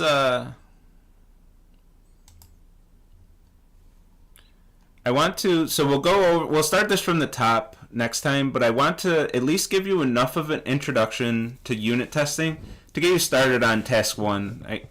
We have this whole week where you can't really finish task 1 based on what I've covered in lectures so far. So I want to give you at least some structure to unit testing. So let's go through just briefly this example, and then we'll go through it in depth through all the slides when we get to Tuesday's lecture. But let me at least give you the structure of it. So for this, we're going to import test and assert true in this case. These are both classes. Well, assert true is a method. We have this import static. Again, I'll get into the details on Tuesday. But we're going to import these things. Make sure you have your imports. This is an external library. This should be automatically imported when you clone the repo. It's in that pom.xml file that has some extra stuff in it, for lack of a better term. And that file is going to, most importantly, tell IntelliJ to download JUnit, which is the library we're using for testing. It's going to download JUnit for you and link it to your project so these imports will not cause any errors. If these imports are causing errors, there's some issue with your pom.xml, which is ran by Maven. And a lot of times when I see that, that's when a student couldn't figure out how to get Git to work and couldn't clone the repo. So what they do is go to GitHub and then copy and paste the code manually, but they never copy and paste the pom.xml, or they do it wrong or something. That's usually the cause of that. My suggestion to that is figure out your Git stuff and be able to clone the project properly. But if not, you got some Maven issues to figure out. So if you do clone the repo, that should all be automatic. These lines will just not have errors and you won't have to think about it at all. Then when you're ready to write tests, you're going to write methods. Make sure that they are not static. These are first non-static methods. So public void, they're not going to have any return values. And then whatever you want to name your test method, have it take no parameters. And then inside your method, you can use this assert true method, which takes a Boolean value. And if that Boolean value is true, then that test case passes. If all of your assert trues are true, then that test method passes. And if any of them result to false, then the method ends. So in this first simple example, I'm testing a method that adds 5 to its input and returns that value. So if add 5 of 2 equals 7, then it passed this test case. It successfully added 5 to 2 and got 7. If it adds 5 to 5, I expect 10. So if add 5 of 5 gives me 10, then that test case passes. And if add 5 of 1 gives me 6, then this test case passes. And then this code would pass this test. And each test method, whenever you write a test method, make sure you annotate it with @test with the capital T. That's what you imported here, is the annotation. Annotate it with @test. If you don't annotate your test methods with @test, they are not tests. They're not going to be treated as tests. You're not going to be able to do anything with them. It's just not gonna work. You won't be able to run the test, and when you submit to Autolab, it will give you, I think, initialization error, I think is the error you get. So that's my very quick, very brief primer on unit testing, just so you can, if you're ready to get into task 1, you can, and for probably the rest of the time, an hour and a half, well, it probably won't take an hour and a half. So if you have questions, this is a good lecture to give questions on. we have a little extra time in this lecture. I said it would go super fast, but we usually have Labor Day, which we lose an entire day in the first 2 weeks, and we don't lose that day in the summer. So we actually have a little bit of slack time. So what I want to do with the rest of that time is get you started on task 1. So what I just very briefly talked about with unit testing, I want to apply that to programming task 1. So let's do exactly that. And first, let's introduce what task 1 is. We'll clone the code. I'll do like exactly what I would expect you to do to start the project. And hopefully we run into more errors like this so I can address some of the common issues that can come up. Okay, so for this, there's 3 methods that you're going to write: average, sum of digits, and best key. And writing these methods it's not expected to be that hard.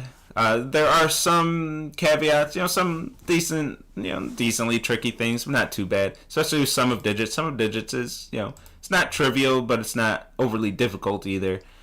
Anyone who got through 115 should be able to handle sum of digits, maybe with a little bit of thinking, a little bit of planning, maybe even a little trial and error. But the methods aren't intended to be difficult.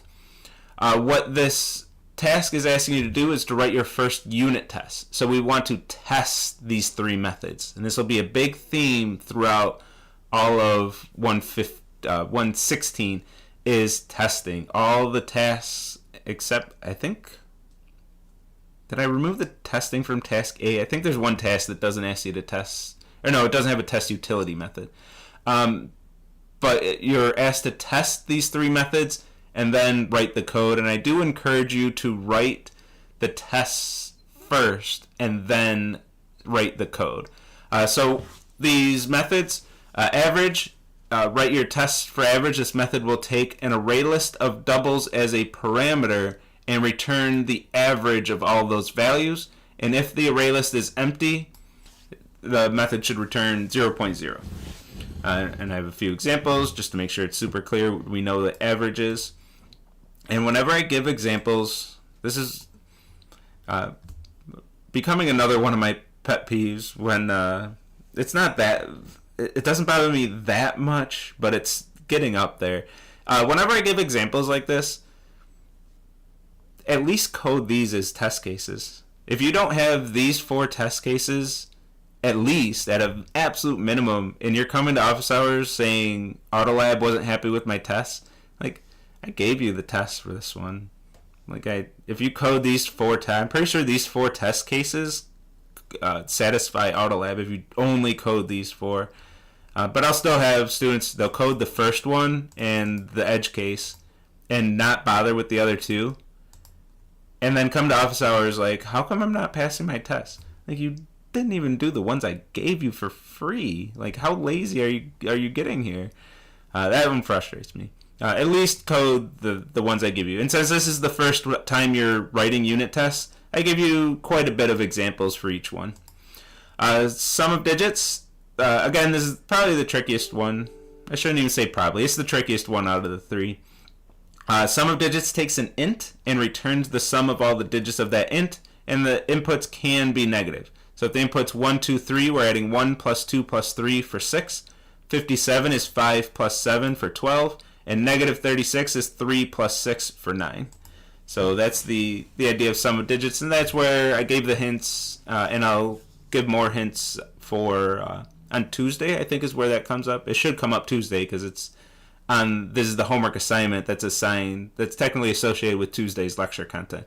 But that's where we use the modulo operator and integer division by 10. That's my intended solution for sum of digits, is to use those 2 tools with a loop. And then best key, this takes a hash map of strings to integers and returns a string mapping to the largest integer. And the wording sometimes trips students up on this one, so let's focus on it a bit. If I have this as the input, then CSE maps to the highest value. The highest value here is 100, 100, 90, and 10. 100 is the highest value here. So CSE is the key mapping to the largest value, so this should return CSE. If the input is empty, return the empty string. And this is a string with 0 characters. The quotes are to specify that it is a string, but there's nothing between the quotes. It's an empty string. And the tricky part of this one that'll take a little bit more thought for testing is if this is your input, we have a tie for the largest value. Cat and dog both map to the largest value. The output can be either cat or dog. Your testing has to accept either correct value. So when there are multiple correct values, you need to accept any of those correct values. In this case, cat and dog are both correct values. So if the output is cat or dog, accept either of them. And when you write your tests, they're going to be ran in Autolab against my correct solution is going to be one of the phases of grading for that. My correct solution, like for example, if you say assert true, best key of this input equals cat, and my solution returns dog, but your solution always returns cat, your test is going to say that my solution is wrong, even though I returned a correct solution. So you need to write your tests in a way that will accept either of these correct solutions. So that's one of the caveats to this. This is a big thing that'll be reoccurring throughout the semester. You'll have several situations where your test can't just say, did you return the correct answer? If so, pass. If not, no. When there are multiple correct solutions, you need to accept any of those correct solutions. And then the Autolab feedback, I wanna do some more examples before I talk exactly about what this is going to be. But let's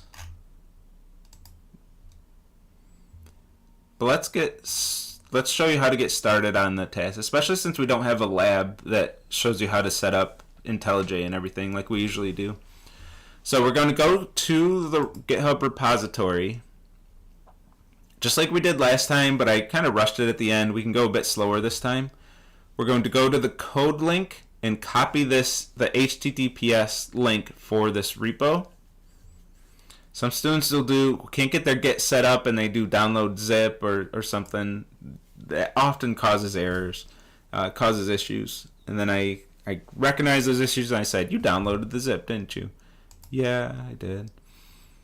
And we're going to go to git clone, paste that URL, and I've certainly cloned this multiple times, so I'll get this error. Most of you won't get this error unless you're retaking the course. You might, but if you're retaking the course, you'll probably just use your old clone of the project anyway. Nothing's changed since last semester, so you can use your old clone. But I have to name this something else. I'll call it Project 7. And that's going to download all that code, the starter code for the project. And I do get the pom.xml. For what it's worth, we can see it's only JUnit in here. So that's going to say, hey, download JUnit and link it to this project. Can you never bother me again, Microsoft? And that should have already went. If I go to Maven in the sidebar, I should see that it already linked the project. It already did everything that it needed to do. There was a progress bar on the bottom. It went real quick. It didn't take long at all to set up everything for the project. And when I take a look at what I have, problem set, for this one only, I gave some starting explanation in the code itself. And let's just get started on this thing. So for average, this is a stubbed out method. This is what we want to do with these methods when we start, because I strongly recommend, some of you will ignore, I should say most of you will ignore this advice, but I strongly recommend starting with the tests and then writing the code. Writing the code is a lot easier when you already have the test cases. You have to write the test cases anyway. You might as well get them done first. And as you're writing your test cases, writing test cases is a good way to firmly understand what you're expected to code, because you have to think through the input-output behavior of the method that you're going to write. So I recommend that, but you do have to have the methods exist so you can call them in your test. So let's go to the other two methods, sum of digits, and whenever it's a name like this, a very specific name, where if I have like a lowercase o, I'm going to get errors all over the place. I'm going to submit to Autolab and it's going to break. Whenever it's very specific like that, I'm going to cut and paste it to make sure I don't have any typos. Those are the really frustrating ones for students when they come to office hours and they're like, man, I've been working on this for hours. It works fine on my laptop, but when I submit to Autolab, it just doesn't work. I have no idea what my issue is. And I take one glance at it, I'm like, dude, you have a lowercase d in digits. Like, what the hell are you doing? Or digits, it's spelled wrong. It's G-I-T, not G-E-T. And they're like, oh no, I spent so much time of my life. Just cut and paste it. You'll never have that issue. Cut and paste it right from the homework document. Or in this case, you can cut and paste right from the starter code. Public static, oops, I missed part there.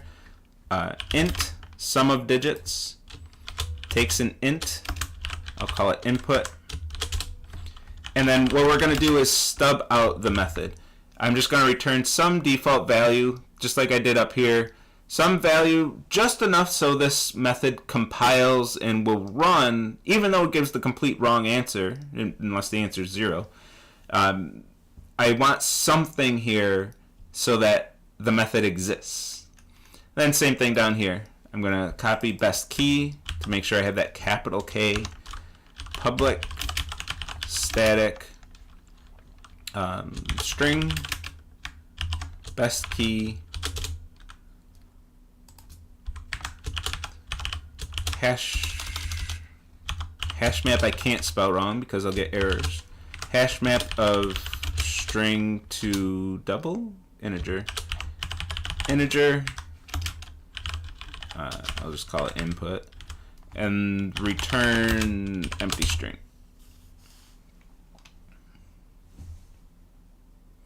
Okay, so my methods exist. That's all I want right now, because what we want to do is go over to the testing. So I already have a bunch of imports for you. So if you don't memorize those imports, the test, these are important ones, test and assert true. And also your problem set, it is in a different package, so it does need to be imported. And then when I want to call my methods, problem set dot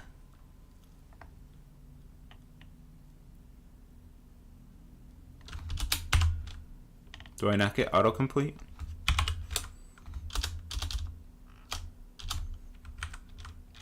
I'm going to ignore that for now.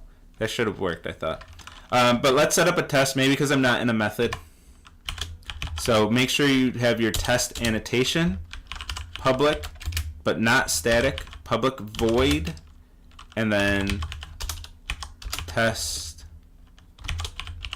I don't know, sum of digits. I'll start with sum of digits. Actually, no, I want to start with the other one because there's a key thing that I want to say. Test average, takes no parameters, and then I can start asserting true. True. No, let's do an actual test case here. And I'll kind of give away a little of the homework, but I'm fine with that. With the semester going so fast, you could use a bit of a head start. So,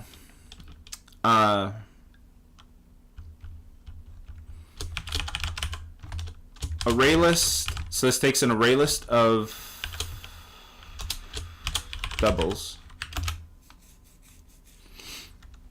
I'm going to call this numbers equals new array list. And based on everything we've seen in lecture, we would do numbers dot add 1.0. Oops. Numbers dot add 2.0. Numbers dot add 3.0. And then double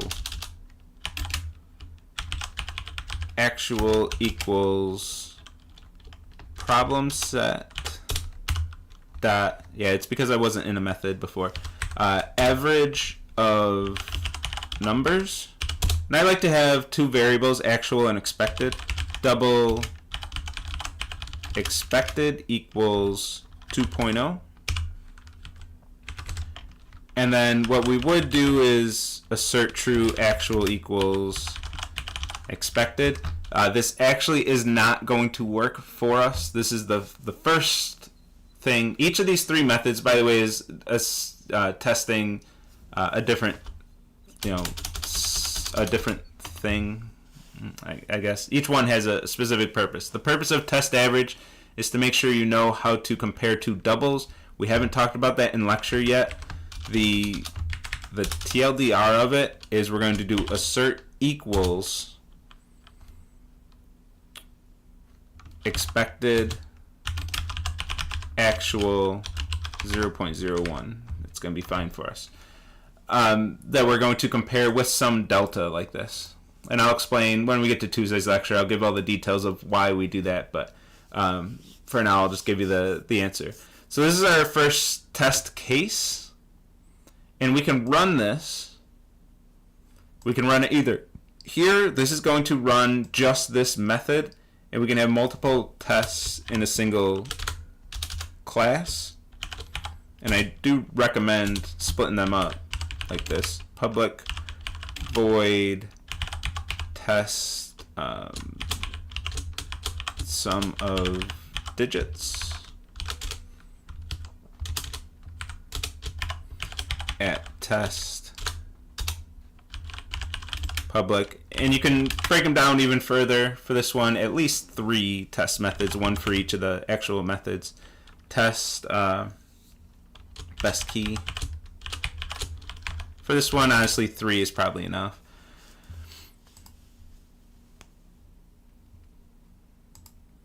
And yeah, I guess today turns into tips and tricks, which is good because there's a tips and tricks week that we just are completely missing in the schedule. So let me give some of those tips and tricks here. So this gets tedious, especially when you have more values in your array list. It gets a bit tedious to do this. So we want to do this in a different way. There's a cleaner way, and I have the import already up here for you. But if you didn't already import this, you have to import it. Is arrays.asList. Arrays.asList is going to let you do exactly what you would want to do when you initialize an array list, is give a comma-separated list of values to add to that array list as you're creating it. So now instead of doing add, now just give your comma-separated list of values that you want and stuff it into arrays.asList. That goes into the array list constructor. So now your constructor is actually taking an argument instead of being an empty argument list and giving it all the values, the initial values that you want to put in that array list. And then you can have the rest of your test. So if we run this, that's what I was saying. If I run this, it's only going to run this test. If I run this, it's only this test, only this test. If you run the class, though, it'll run all 3. And for my money, I mentioned this last time quickly. I gave no explanation, though.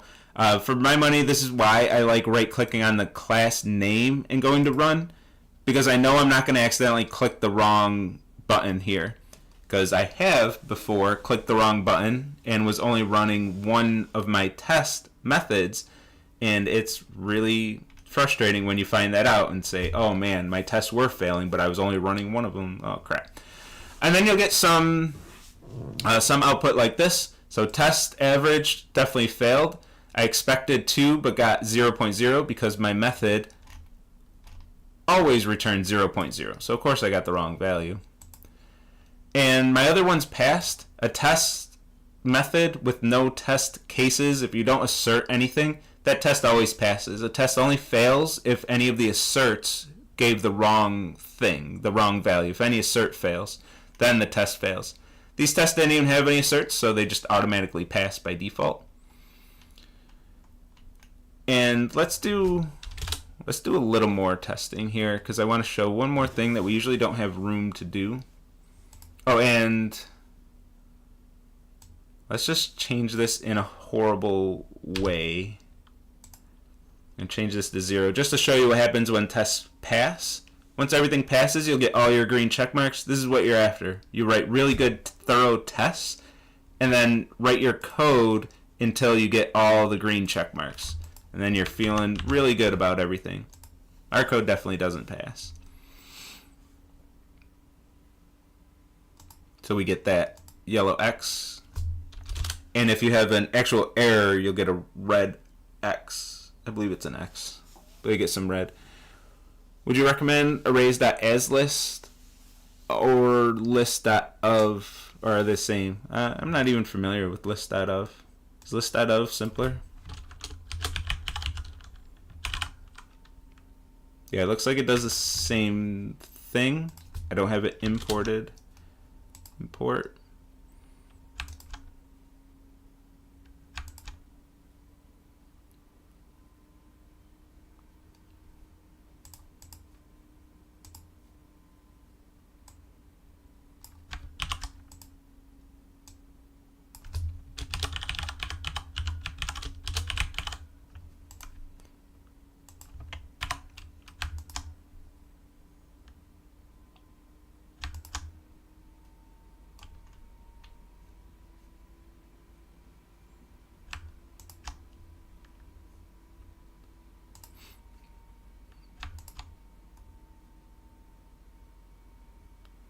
Yeah, for objects that require non-null, and arrays objects that require non-null. So it did end up calling the same code in the end. So just different syntax, different ways to handle the same problem. Yeah, I wasn't even aware of list.of. If you want to use list.of, go for it. I'll leave it list.of here. I like learning new things. Tests. Oh, I should explain that it's the first time I did that this semester, so I better explain. If you do Control or Command click, depending on if you're on Windows or Mac, on a method, say I want to look at what the ArrayList constructor is, I'll do Control click, and that's going to take me to the source of that method. It's going to take me to the code. So here I'm in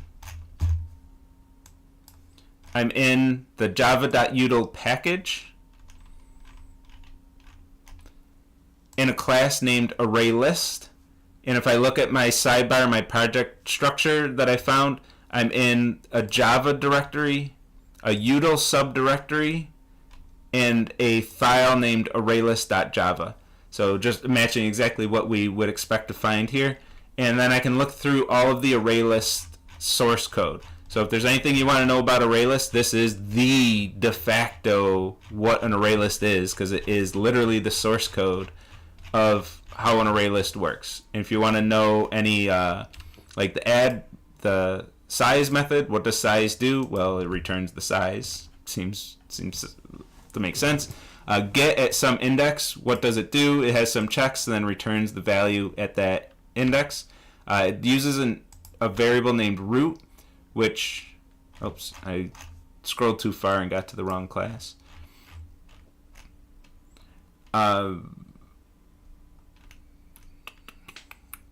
It'll use a variable called element data. So we can see that underneath the hood, an ArrayList actually does use a vanilla array, just a regular array. And then ArrayList adds a whole bunch of extra functionality on top of an array. That's a big reason why we like to use ArrayList instead of arrays. ArrayList is an array. It just gives us more functionality on top of it. So why not use that extra functionality? Just makes arrays a lot easier to work with. But control click, I use that all the time. Like if you want to quickly go from your test to your code, you're debugging the average method, it's failing your test, just control click. It'll take you right there instead of going to your sidebar. It doesn't save a ton of time, but it adds up over a career. Okay, so sum of digits. Let's write some code here. This is really what ideally I'd like you to get out of the sum of digits. The sum of digits method. So what we would normally do here is we'd have like int, well, what you could do, I guess, assert true problem set that sum of digits. Where's my? Let me grab these test cases. We'll code up all these test cases right here. Sum of digits 1, 2, 3 equals 6. I guess this one isn't even all that bad, but this is what you might do on first instinct. Actually, really, this isn't that bad for this one. Now that I type it out, minus 36 and 9.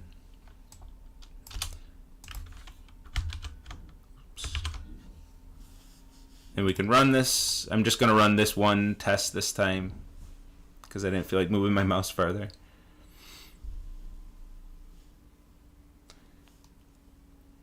Would numbers.add also be acceptable? Oh yeah, just if you do numbers.add, like it's not too bad with just one test case, but when you're coding up like this one, I think this might be why some students, what I was complaining about, some students will come to office hours with like just the first one coded, because it gets to be a pain when you have .add 4 times, just a little more frustrating.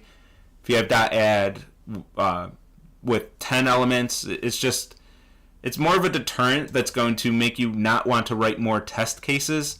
Plus, you have to create new variables for each array list as well. It gets to be a little tedious. So the less frustrating things are to make, the more likely you are to actually write more test cases. So if you're doing .add, it's more work for you, and then you're going to write worse testing.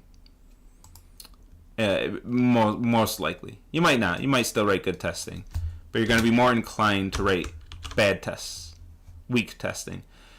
Okay, so this isn't too bad, but we can clean this up, especially when things get more complex. This is something we're going to want to do. Test cases dot put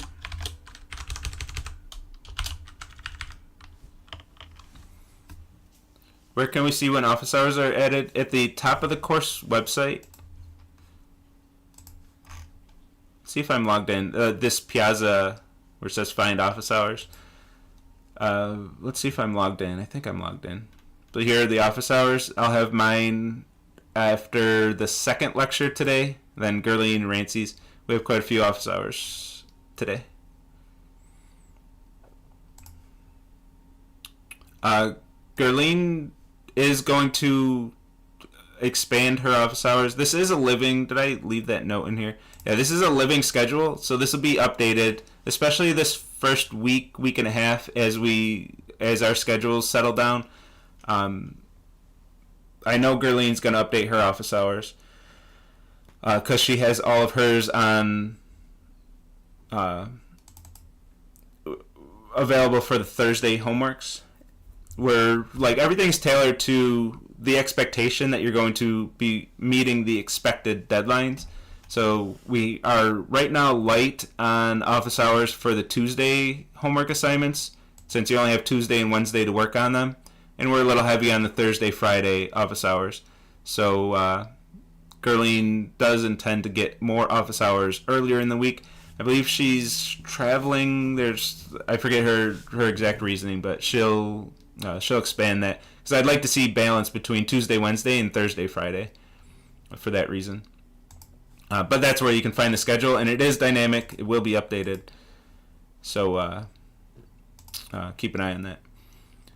Okay, and then put 1, 2, 3, 6, and then use our data structures to store all of these test cases. 57, 12. And what I like to do when I'm making test cases is I'd like to get to a point where if I want to add more test cases, the only thing I have to do is add the input and the output. That's all I want to do. I want another test case.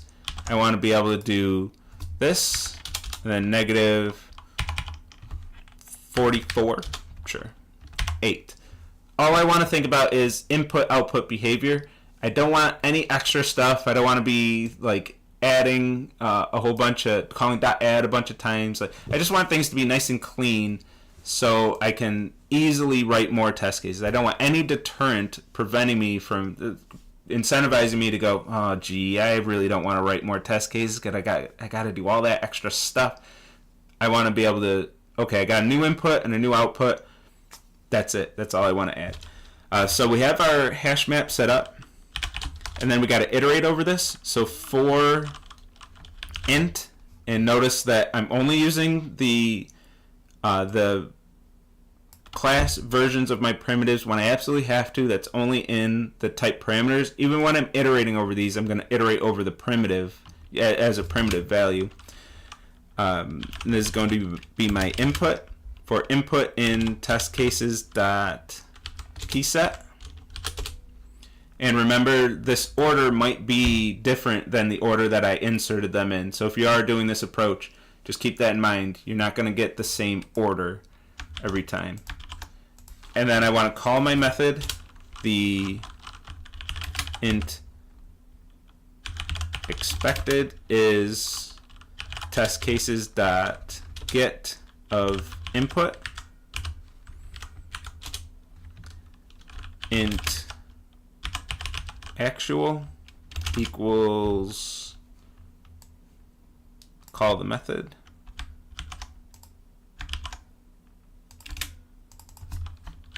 on the input,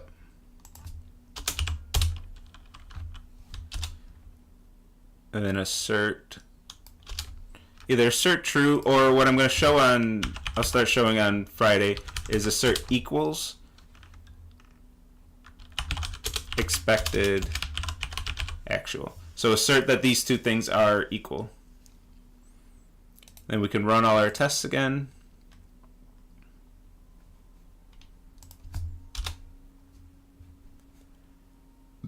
And we failed sum of digits.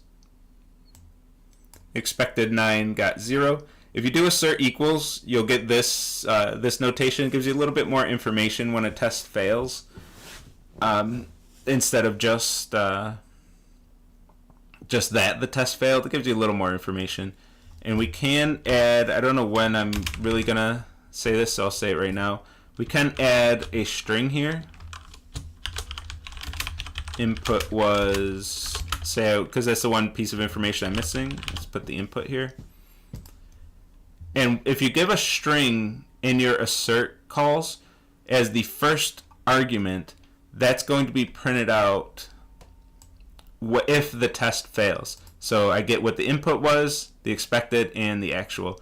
So you can add more information to help your debug process like that.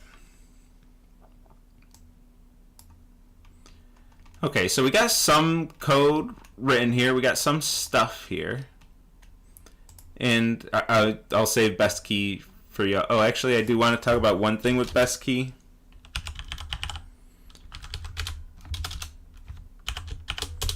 Just a syntax thing. Like you want to say cat or dog. In Python, you would use the keyword or. In Java, you can use double pipe. This is your logical OR operator in Java. That'll come in handy with test best key. You can do assert true, is the output cat, or is the output dog. And I'll save the rest of the syntax for you, but double pipe, that's above your enter key, shift and then the key above your enter key if you haven't used that key before. Double pipe, that's your OR operator in Java. Okay. And then we get to a point where we're like, you know what, I'm happy with this code. I'm ready to submit to Autolab and see what it's going to say about it. So let's talk about this one. Again, like I said last time, there's a few different ways that you can, that's not the right wording. IntelliJ keeps moving the button on us. And it, like, on every machine I had, well, on 2 different machines, the button's in a different place. On my Mac, it's in Tools, and then Pack Project is one of the first options. On my Windows machine, it's File, Export, Project to Zip, and I think my IntelliJ's out of date right now too, if I'm not mistaken. Did I update this? No, I did update. I think I updated before on Monday before lecture started. So February 14, right? Check for updates. No, another one is available. So I think I updated, but when you update, it doesn't see the latest update until you update once. Sometimes I have to update like 5 times in a row. I don't think I made it to the end of the chain, but I did update a little bit. Anyway, my button's right here. File, export project to zip file. And that's going to save my project as a zip. I'm going to save it in downloads. Wherever you save it, I don't care where you save your zip files, but wherever you save it, make sure you pay attention to where it's being saved. And then we're going to go to IntelliJ. We're going to go to Autolab, task 1. And I'm going to submit that zip file. Looks like it was actually really helpful. It's going to be right here. I'm going to say that I didn't cheat, and I'm going to submit. IntelliJ, when you zip with IntelliJ, it will zip in the format that we expect it to be in for Autolab. So you don't have to worry about, is the stuff in the right location or whatever. And then at this page, this is the page where it's a mashing simulator. Soon we'll hit refresh until their grade comes in. We're going to click on the score, 0.0. That means I did not complete this task yet, which of course I didn't. I wrote tests for 2 of the 3 methods, and I wrote 0 of the 3 methods. So of course I don't expect to have it complete. But let's take a look at the output, and this is where I finally want to revisit this section of the Autolab feedback. First, we're going to run your tests on my correct solution, then check your test for feature coverage, and then run my tests on your solution. So let's take a look at what that's going to look like in Autolab. First, the first part is all boilerplate. This is going to look the same each time. This is where you can see the Java version that's running in Autolab, which is 21.0.2. It is the official Java version of the class. If you want to match exactly what Autolab's running to make sure you don't have any issues with Java versions, 21.0.2 is the one you want. But anything fairly recent, I would say, I'll guess from like 18 onward. I know 20, 21, and 22 I have not had any issues with. And you can probably go back pretty far, hell, probably even to Java 5. There's no reason for it not to work. Unless you're using some of the latest features. If you use features that were introduced in 22, obviously that's not going to work. So make sure you're not using the absolute latest version 22 stuff that was just released.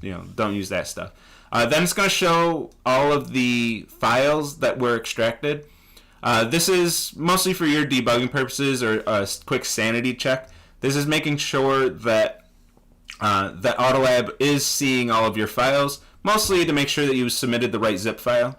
If you submitted the wrong zip file or a file that wasn't even a zip or something like that, you're not going to see any of your project files here, and then you'll know, okay, something went wrong. Let's recreate that zip file and do something a little different. Autolab will add this submission directory. I'm going to extract your submission into the submission directory. So this is added by Autolab. You can ignore that, and then everything after should be your directory structure and your files. So make sure that's your actual project file. Make sure there's nothing weird. Mac likes to add like a Mac OS X directory with a whole bunch of crap in it that sometimes breaks everything because Apple hates us. But as much money as we give them, you'd think they'd love us more. But no, they don't. And then we're going to start seeing the feedback. So checking the correctness of your test. This is running your tests against my correct solution. This is the first of the 3 phases of grading, and from test 2 onward, there will be 4 phases of grading. There will be a testing utility method also. We can talk about that when we get to test 2, or just read the test 2 document. I think it'll be straightforward. After you know how task 1 works, it's not a leap, because I might not find time in lecture to talk about it. But phase 1, correctness of your test. Run your test against my solution. We passed all of these, and this is going to give us feedback on each individual test. These are the tests that I wrote that you just watched me write in IntelliJ, and this is why I recommend writing multiple test methods. Students are sometimes inclined to write one test method with all of their tests for the entire task, every method, just absolutely everything in one big test method. But when there's an issue with that test method, it's going to say, ran test named your one test method failed. And you get no additional information about it. If you break it into multiple test methods, which is good practice, that's why I'm encouraging it in 116. It's good practice to get used to. But in 116, my incentive for that is I'm going to give you feedback on each individual test that you write, test method. So if one of those test methods has an issue, you're going to know exactly which one has the issue. So you can narrow down your debugging process by a significant amount right off the bat. And this will fail if any of your tests failed my solution. For task 1, if you have any issues here, it's almost always with best key. When I returned dog, but you said you must return cat when there are two viable solutions. So if you ever assert something where a solution gave the right answer, but you asserted something that made that incorrect, that failed your test, you're going to get issues with this checking the correctness of your test section. The next section is checking to see if you have any that you have coverage of a variety of features. So for this, I have a whole bunch of features that I'm going to make sure that your tests have. So feature 1, average of a large list. I have one test for average and it has 3 values. I don't consider that to be a large list. You got to have at least one list that's bigger. I purposely don't say how big, but just, create a fairly large list. Create a test case with a pretty large list, and you'll eventually get rid of this one.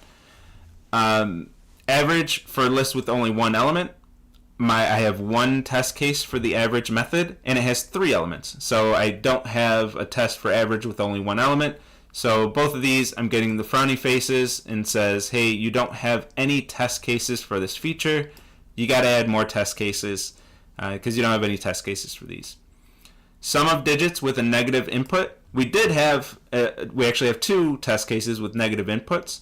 So we have this one covered. We do have a test case that covers this feature. And for each feature, you only need one test case for that feature, which is enough to say if you have that bug. If you have a bug in your sum of digits where it doesn't work with negative inputs at all, it only takes one test case to identify that bug. If you have one test case with a negative input, if you have a bug where your code doesn't work on negative inputs, that one test case is going to fail. You're going to see that in IntelliJ when you run your tests, and you're going to know that you have a bug. Which is how you're going to test when you don't have Autolab anymore out there in your careers. That's the only way you're going to know if you have a bug is if you have a test case for it, or if you just magically look through your code and spot your bugs because you're a superhero. Maybe unlikely.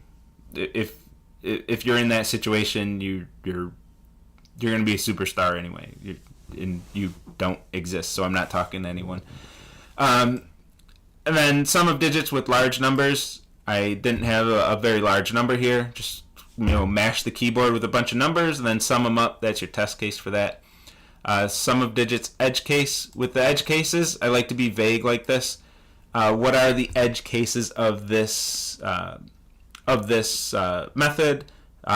Since it's task 1, I'll just give it away. Sum of digits. The edge case. Edge case is anything where you might have some unique bug on a very specific input. For sum of digits, that input would be 0. 0 is your one value. It's not positive. It's not negative. It's a very unique input that could potentially have a bug in it. There are ways to conceive of solutions to the sum of digits method, implementations of sum of digits that works on every input except 0, where it might crash or have a divide by 0 error or something like that. So we want to get those edge cases out of there. Empty hash map for best key. I don't have that test case. Best key. I don't have any best key test cases, so I shouldn't get any of these. With multiple correct best keys, this is where I'm making sure that you handle that situation of multiple correct answers. You have to test that feature, And then when you test that feature, you have to make sure you don't fail a correct solution. That'll be one of the big things that a lot of y'all will work on with this.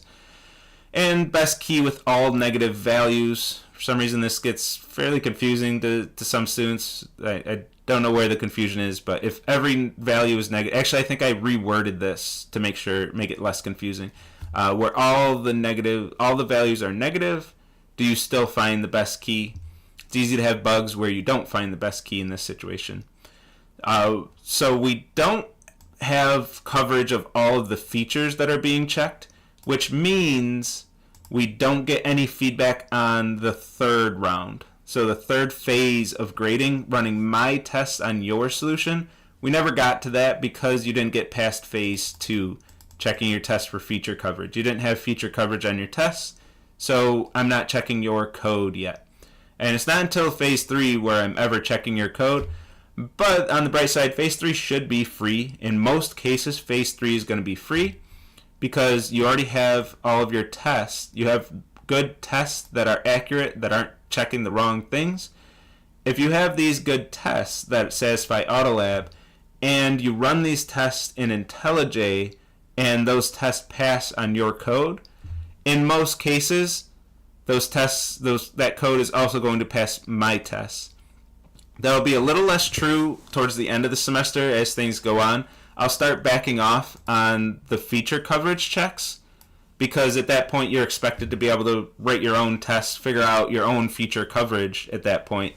So when we get to like test 7 and 8, I'll get more questions in office hours where my tests fail your solution, but Autolab says that it's good with your tests. That's only because I'm backing off on checking your tests and expecting you to be able to write your own tests, because guess what you have to do the rest of your career, even in 220 and 250, you're going to have to decide how much testing is enough. You're not going to have Autolab yelling at you because you don't have enough testing. To an extent you do in 220, 250, but not beyond that. You're going to have to decide how much testing is enough testing, and at that point, I do start getting the office hour questions of, well, I wrote the minimal amount of testing possible to satisfy Autolab, and now my code has bugs that I didn't test for. Well, it's because you didn't write tests because you didn't have to, and it's this whole thing. So we don't even get phase 3 feedback because we didn't get past phase 2. If you don't get past phase 1, you don't even get phase 2 feedback. So the feedback does come in phases like this. If you do have, like, here's a correct solution, is when I submitted my solution. I always do this just to make sure my auto graders are working the way I expect. But my solution, I have a whole bunch of test methods here. I like to separate them more than just 3, one for each method. I'll separate them more. Passed on a correct solution. I have feature coverage, so I have at least one test case for every feature that was tested. And then phase 3, this is what phase 3 is going to look like. I switched the notation here. Phase 3 is going to be my test against your code, which these test names are going to be the same because it's my test versus my test versus my test. Like, it's all my tests on my submission and in Autolab. But you're going to see these test names: test best key 1, test best key 2. Test sum of digits. When you submit and you get to phase 3, you'll see these same tests, and it'll tell you for each one if you passed or not. For task 1, like I said, you're almost certainly, it'd be difficult to not pass phase 3. I'll say it that way.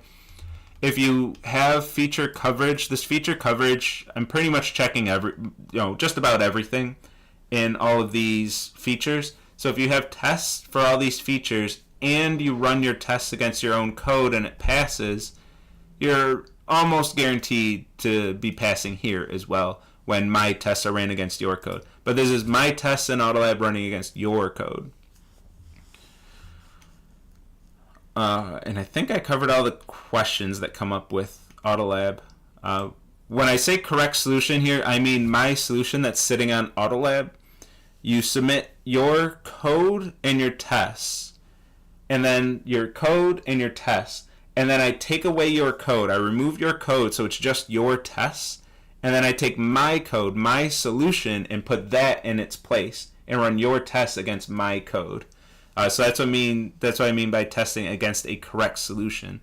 And for what it's worth, the logistics of how I do the feature coverage is I do the same thing, except I replace your code with my code that has the bug that's being tested. And then I make sure that your test will fail that incorrect solution. That's how I'm testing each one of these features. So your tests will be ran against a variety of different solutions. One of them will be correct, and the rest of them will have at least one specific bug.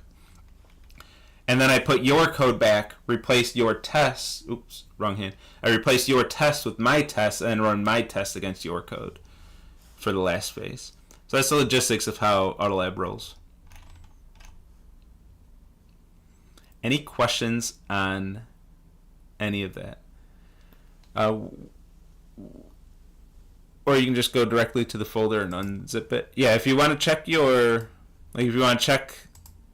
go to where you saved it, unzip it, and take a look and make sure that your code is there. Or after you submit, you can go to the submission and view source. Go to your source, find your directory, find your code, and you can look at the code that you submitted to make sure that it's exactly what you expected. And we can see this is exactly what we just wrote in IntelliJ. So everything's checking out here. It looks good. If you have some really weird issues in Autolab, I do recommend checking this and making sure you are submitting the zip file that you expect to be submitting. It's a fairly common office hour question for someone to be just absolutely going nuts trying to figure out what's going wrong. And then I'll check their submission in Autolab. I'll look at their submission, and then I'll look at the code they're showing me in IntelliJ, and it's not the same code. I'm like, you're not submitting the right zip file. And then they feel silly and submit the right zip file, and then everything usually works out pretty well after that. Yeah, I think that's everything. I think we got through all the examples I wanted to do. Got through that. Intro unit testing. So we got a little head on unit testing. So with everything I showed today, especially since I gave away a lot of the testing and how to do the testing, you can certainly do programming task 1 right now, which I would strongly recommend. A lot of you already have. I was happy to see. Again, I assume a lot of that was you already had the code by retaking the course. But yeah, there's no reason to wait on task 1. No reason to wait on the homework. Semester goes fast. Don't fall behind.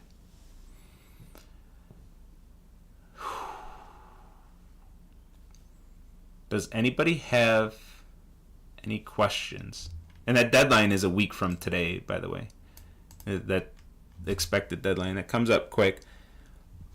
So if you can get ahead and not have to stress as much starting next week, because starting next week, Tuesday, like that's when the programming tests start coming, and they come 1 per lecture, 2 per week, and they come rapid fire. And especially when we get to these later ones where each programming test is going to take a fairly significant amount of time, you don't want to be playing catch up while the new ones are coming. Now for questions. I might just end this a little early. Is anyone going to get mad at me if I end early? I would assume not. I don't think I've ever had any student get mad from ending lecture early. It doesn't happen too often, and it definitely won't happen again this semester. This is the one lecture where we have a little bit of flex time. It will not be the case at all throughout the rest of the semester. Maybe on trees lecture, actually. Where's trees? Maybe on trees lecture. Unlikely. And I'll usually have a lot of examples I want to show there. Yeah, no one ever has ever said, "Oh, professor, can't you just keep rambling for another 6 minutes?" All right, I'm going to call it then. I'll take my break, and then we'll do... and then I'll be back for the 11 a.m. lecture. You can watch both lectures if you want. It's up to you. But most likely I'll have a different set of students, different set of y'all for the next one. All right, take care, everyone. I'll see you all on. Are binary trees harder here or in Python? I think binary trees, the biggest thing is the concept itself. So it's, I wouldn't say it's any harder depending on language. At that point, you're beyond the language difficulties, and it's understanding what binary trees actually are. Yeah, see you, Ooga Booga. Take care, everyone. So you're going to be doing live coding for the next lecture? Yeah, I'll do the same 2 examples, the array list and hashmap, but I'll live code it and then do the traces in the tracing tool for the next one. And I'm going to do that the rest of the semester. I'm going to commit to that, where I'll do 2 different styles in the 2 different lectures. But yeah, I'm going to take my break. I'll be back live at 11. Take care.